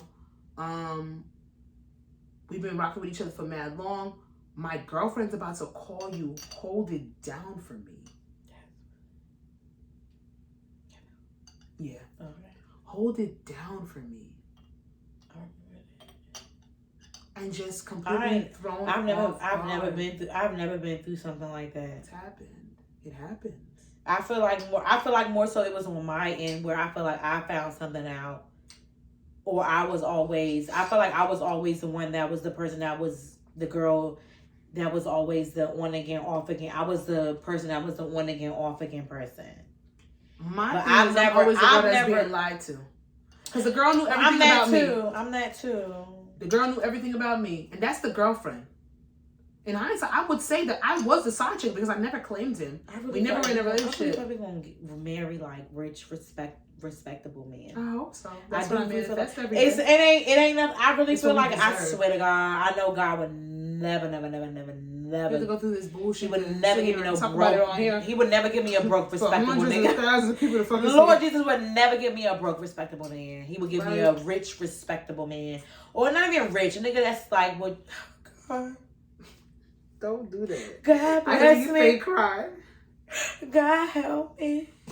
So I did. I sat there. He's like, hold me down. I said, are you fucking kidding me? First of all, how'd she get my number? How'd she find out who I was? Why she know my fucking name? And then you sat there, you gave it to her. Girl, and I told her everything. And I ain't speak to that nigga for a year. But then I started fucking with him again. Because he sat there and came back, I'm not with my girlfriend. Blah, blah, blah. And I'm lonely. Okay. I don't know my worth. Blah, blah, blah. Fuck with him again. And it was a white girl. So I had a certain amount of disdain for her because she was a white girl. At first, when we first had our first conversation and interaction, I was like, well, this person, da da da da da, he told me that you guys are just friends and you known him for years since high school. I'm like, no, we've been fucking off and on for years since high school. Nothing. And kept him. I don't lie for niggas, especially when you throw me off guard and you bring drama to my doorstep. That's true. So The minute that he sat there and said, yo, hold it down for me, she called me in the next 2.5 seconds. You never had to lie to me. I told you what I was doing with other niggas. You told me what you was doing with other girls, and you lied. Was I maybe a little bit butthurt and a little bit of resentment made me tell our business to her? Yes, because I was under the impression that we were both single. That's how we moved. That's different, though. Granted, it was an obligation of his. We weren't obligated for us to both move single. But I didn't like that. I don't like how you put the pressure on me. And I'm gonna let this little white girl know that, yes, this man's been fucking me for years. And yes, you might know about me, but he's lying to me for whatever reason. Because I never gave him the impression that he had to lie to me. Because I told him several times when I fucked with other niggas when we were girl, but that's why I say it goes back to we don't get the impression. But we are the person that they lie to. Or I never say again, I'm the last person you got lied to. No, I'm the first one. And I realize that I'm the first motherfucker they gonna lie to. The first person you lying to. Because let me tell you something. When I sat here and said before on this podcast, men will sit here if they have a 50-50 chance. If they have a 50% chance to get away with their lie, they're more than likely going to lie and take the 50% chance. But I'm not stupid. Maybe I am, but... I feel like all of us have been stupid at a time. I've been stupid recently, so it is what it is. Like, it is what it is. And the second time somebody came to me as a woman, I completely ignored it because baby, if you think that in my years of life that I have any... Especially in this is my thing. This is how I feel about, especially like about social media, is like... My question hate is a private page. Don't fucking come in my DM with a private page. Don't do it. Just don't fucking do it. Don't do it. I get it. Don't do it. I hate it. Because you found me and now I can't even snoop back. Bitch, you found me. You've been snooping and I can't even snoop back. I get it. Tell me why I shouldn't throw this drink in your bitch ass face. Right the fuck now. I get it. But let me tell you something. The block button has become my friend.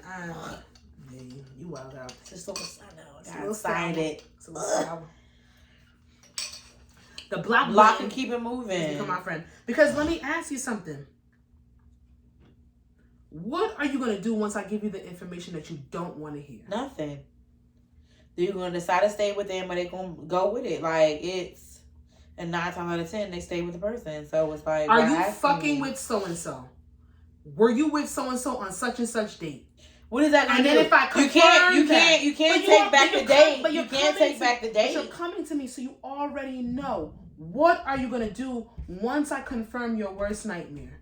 Do you want this headache? That's why it's not really coming. I feel like people are saying coming to you as a woman. I feel like it's so they can sit here and say like,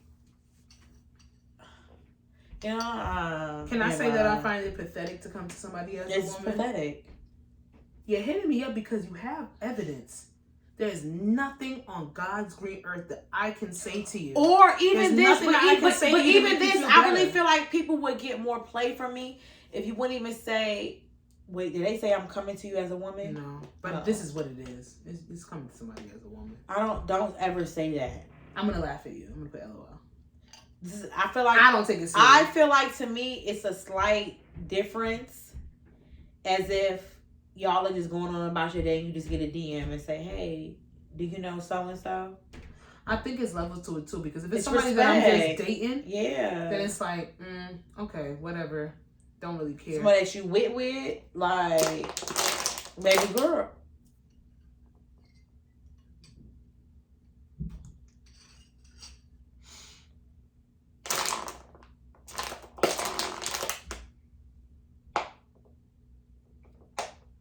Don't come at nobody as a woman. You're embarrassing yourself. I'm gonna be the first person to tell you, whatever answer that you need answered, you already answered it for yourself. You want this person to give you clarity on what this no good nigga was doing. Save yourself, save the headache. Don't do it. That's it. Sasha's miscellaneous. Sasha's miscellaneous. Sasha's miscellaneous. Sasha's miscellaneous. Sasha's a miscellaneous question. That really sounds like an infomercial. I want to get somebody to do that. I really feel like I want to get somebody to go to the studio. I want somebody to do it. I think I know who I'm going to ask to do it. Oh my God. Do you know I seen her? You know she works at CVS? Yes. I was in trying to be incognito out here. Yo, Jazz. She's just loud. Jazz. I'm literally trying to ignore. I'm like, what the fuck? And she behind the counter. She has a performance at Boo-hoo. Showtime. She has a What is performance that? at the Amateur Night of the Apollo. Coming up this Wednesday. We have to buy our tickets. Okay, yes. No, when me and Shani buy. What time though? It's like 7:00. I might see if Lee can do my hair on Tuesday. Mm-hmm. I think I'm getting my hair. I'm getting a bust down in the part. Yeah. So we have to work it out. I'm working out with Shani tonight. Okay. But miscellaneous, we have either a Reddit read, or a ball alert question of the day. Reddit read. Pal, let's get to it. All right. So, my dying wife asked me. Well, my dying wife, okay, asked me if I'd be okay if she had sex with her ex one last time. Let's get some preamble. I can't have this tied to my main, but I really need to say something about it. I have no one I can tell. My wife has a terminal disease. She's projected to live at most for 9 more months. I am, of course, destroyed. We've been together for a decade.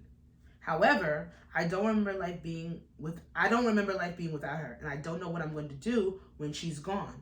I have been doing my best to make the last days of our life good and grant whatever wish I can. The doctor said that she is likely to need a wheelchair in about 4 to 5 months.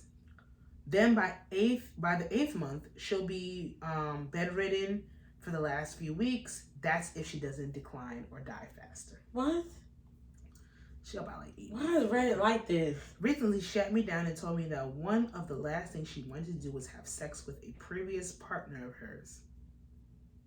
I, of course, was shocked. And when I asked why the fuck she wants that, she basically said she thinks that they are more physically compatible.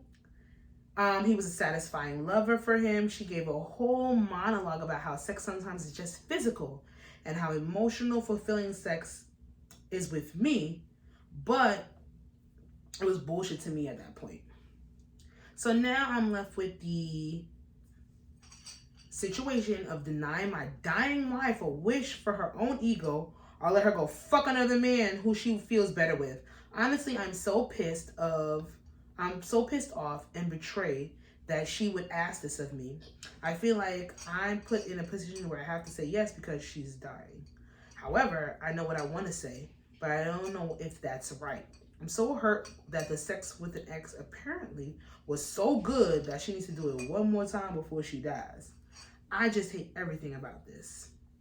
And my question to you is, if you were married, had a soul connection with this person, Who is that? however they're dying, it's really badass. He's cute. Mm-hmm. But they sat there and they told you they wanted to fuck their ex. I know, and really nasty to say. Very mean. I love recording this podcast. Go ahead. Do what you want to do, bitch. You're dying. That's that how you feel. To me, that's a shot in the face. You're dying. I didn't expect that. You need me. She's a Libra. She's a fucking Libra. She's a fucking Libra. To take care of you. And you're telling me, we've been married together for a decade, and you're telling me this shit right now while you're fucking dying, bitch. You can go fuck him.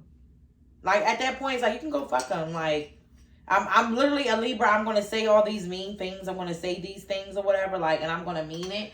But I most likely will probably cry in the process of it happening. But fuck it. To me, it's like, fuck it. Like, why you couldn't, like, you had to tell me this now while you're fucking dying? While you're, like, we've been for, are they married? Do you think that's a minute? Yeah, they're married. And my thing is, like, the whole, like, till death do us part bullshit. I don't believe in till death do us part. Do you think they've been thinking about it the whole time they've been married? Huh? Don't do that. No. No, what did you say? I said, do you think they've been thinking about fucking that person the whole time they've been married? Yes. So you're dying. To me, it's like when you say those exact words, you want to go fuck them, bitch. But you ain't never been with somebody and you thought about the other thing. Have you ever been with somebody and thought about somebody that fucked you bad? That's because it was it was hatred towards that person, and that's why. But I've been with somebody before where they made me feel like whatever. I haven't thought about the other person. It happens. It was because I've had. So you have stints of monogamy. Huh? You have stints of monogamy. What's that? So, like, I feel like because of I want to be a that... polygamist. I want all my niggas around me. I'm not talking about this. I'm gonna break this the fuck down. I want all my niggas around me. Y'all heard it here first. Jazzy wants to have brother husbands. And we're gonna talk about it next episode. I want all my niggas around me. That's a good fucking song. It's a good song. All my niggas around me. We gotta get in the studio. We drunk. Okay. I want all my niggas around me. I'm gonna have somebody write me a verse. I can't write. But that's a good... Honestly, I don't give a fuck if we have a one-hit wonder, bitch, and that shit pop. I will never... It's not about albums, it's not about sales, it's about streaming. I will never do a song ever again. You ain't gonna never and the editor, the white people, I want all my men around me. You ain't gonna never see me again. We'll put that on back burner. But I personally... Let me think how I'm gonna put this. They're dying. What the fuck can I say? They're dying. That's how you really feel? To me, it's like, all right, you're dying. Like, to me, it's just, okay, it really shows. You've a decade, you said what you said, you felt like that. What the fuck can I do? I can't beat you up, you're dying. Why the fuck beat you up while you're down? I kind of disagree. I kind of disagree. You're going to be happy? You're going to be upset? I'm not going to be upset. I'm not going to be happy. But even in having some great sex in my life for somebody else maybe making me come harder, the sex was a little bit more, it was better physically, but the attachment level wasn't there. I do believe that there are people that emotionally, they fuck you beautiful. The penguin. No, not even the penguin. Oh. Like when you're in love and you really are connected to somebody on an emotional level, they fuck you amazing. But then there's some people like the penguin that physically you'll never forget them. Like they're always in the back of your mind. Like that person that you're with and you're committed to because they give you more. Can you physically and mentally never forget somebody and be with somebody else? The what if? Yeah. Is that self-sabotage? If you don't forget them, I believe it's self-sabotage because you still even if you know that it's never going to be. Well, then that person has to do something for you. Like I've literally had sexual partners in the past that maybe did more for me on a physical standpoint, but then the person that I've been with recently or lately, they fill me up on an emotional standpoint. So it's two different needs of mine, but two different people feel two different parts of me. I would never fuck the person again. I would never go back to the person that I needed on a physical standpoint. Because that's been where I am now. You're so funny. You're so funny. You don't deserve to sniff this pussy. Like, let's be real. However, sniff. You don't deserve to be in my presence, more or less. Sniff around my pheromones. That's some real shit. Like, I might have fucked you back in the day when I didn't know my self-worth. And I might have given myself to you when I didn't know better. But now that I know better, fuck you, nigga. Can you know your self-worth? Like, if somebody wasn't good for you, but you find that you're dealing with them, but you find your self-worth, is your self-worth still intact if you just want to fuck them? Not necessarily. I don't believe so. I do believe that somebody's not good for you. You have to compartmentalize the emotional aspect from the physical aspect when it comes to them. I'm a Libra, and it's fuck with y'all emotions. It's very hard. Y'all fuck with y'all feelings to separate emotions from. It's very hard, especially and like I'm Aquarius, and I can. It's hard. I can separate it, but then, as much as I can separate it, sometimes I don't need to. Sometimes I don't let people in. Oh, and then some. What did you say on this fucking podcast about calling people weird? I'm sorry. Y'all are different. Oh, girl, fuck you. But listen, like when it comes down to it, sometimes you have to break down people that are just a fuck and people that are emotional. And you have to know what you're doing, but it takes years to do that shit. Like, nobody in their 20s can decipher that. I don't believe that. I don't care. find me. I don't give a fuck if you're I don't even think you're my early 30s. I don't give a fuck. I really believe what Jada Pinkett said in her 40s. I literally believe That's when I knew me. I really believe it. I really fucking believe it. That's when I knew me. So when it comes down to it, it's like, yeah, would I sit there?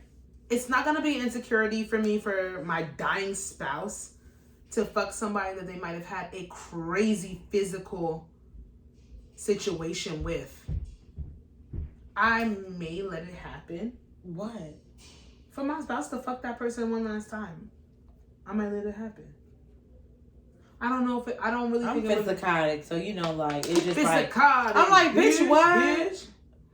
But I really feel like I can't answer really until if I'm ever in that situation. Like, I really bitch, I never want to be in. I don't want to be in that situation. I don't know. I don't know how that's gonna work out, but if I'm speaking for myself right now, who I am, where I've been, what I've been through, I don't think that I'm pulling the plugs. So you. Oh my god. End this podcast. Do the outro. Do the outro. Do the outro. Do the outro. Episode 98. Is it 98? Mm-hmm. What I said podcast. Sorry, your girl Jazzy. You can follow me on Instagram at Jazzy, of course. You can follow the podcast on Instagram. And I Said What I Said podcast. And make sure you like and subscribe to the YouTube. You can follow Sasha on Instagram at Coco and Dada. Make sure you subscribe and book to her makeup page, Coco Face Paint. And you guys can follow and tweet us on Twitter. And I Said What I Said pod. I Said What I Said pod. Abbreviated. ISWIS pod. And we will see you guys next week for episode 99. I think, yep, episode 99. Bye. I'm pulling the plug.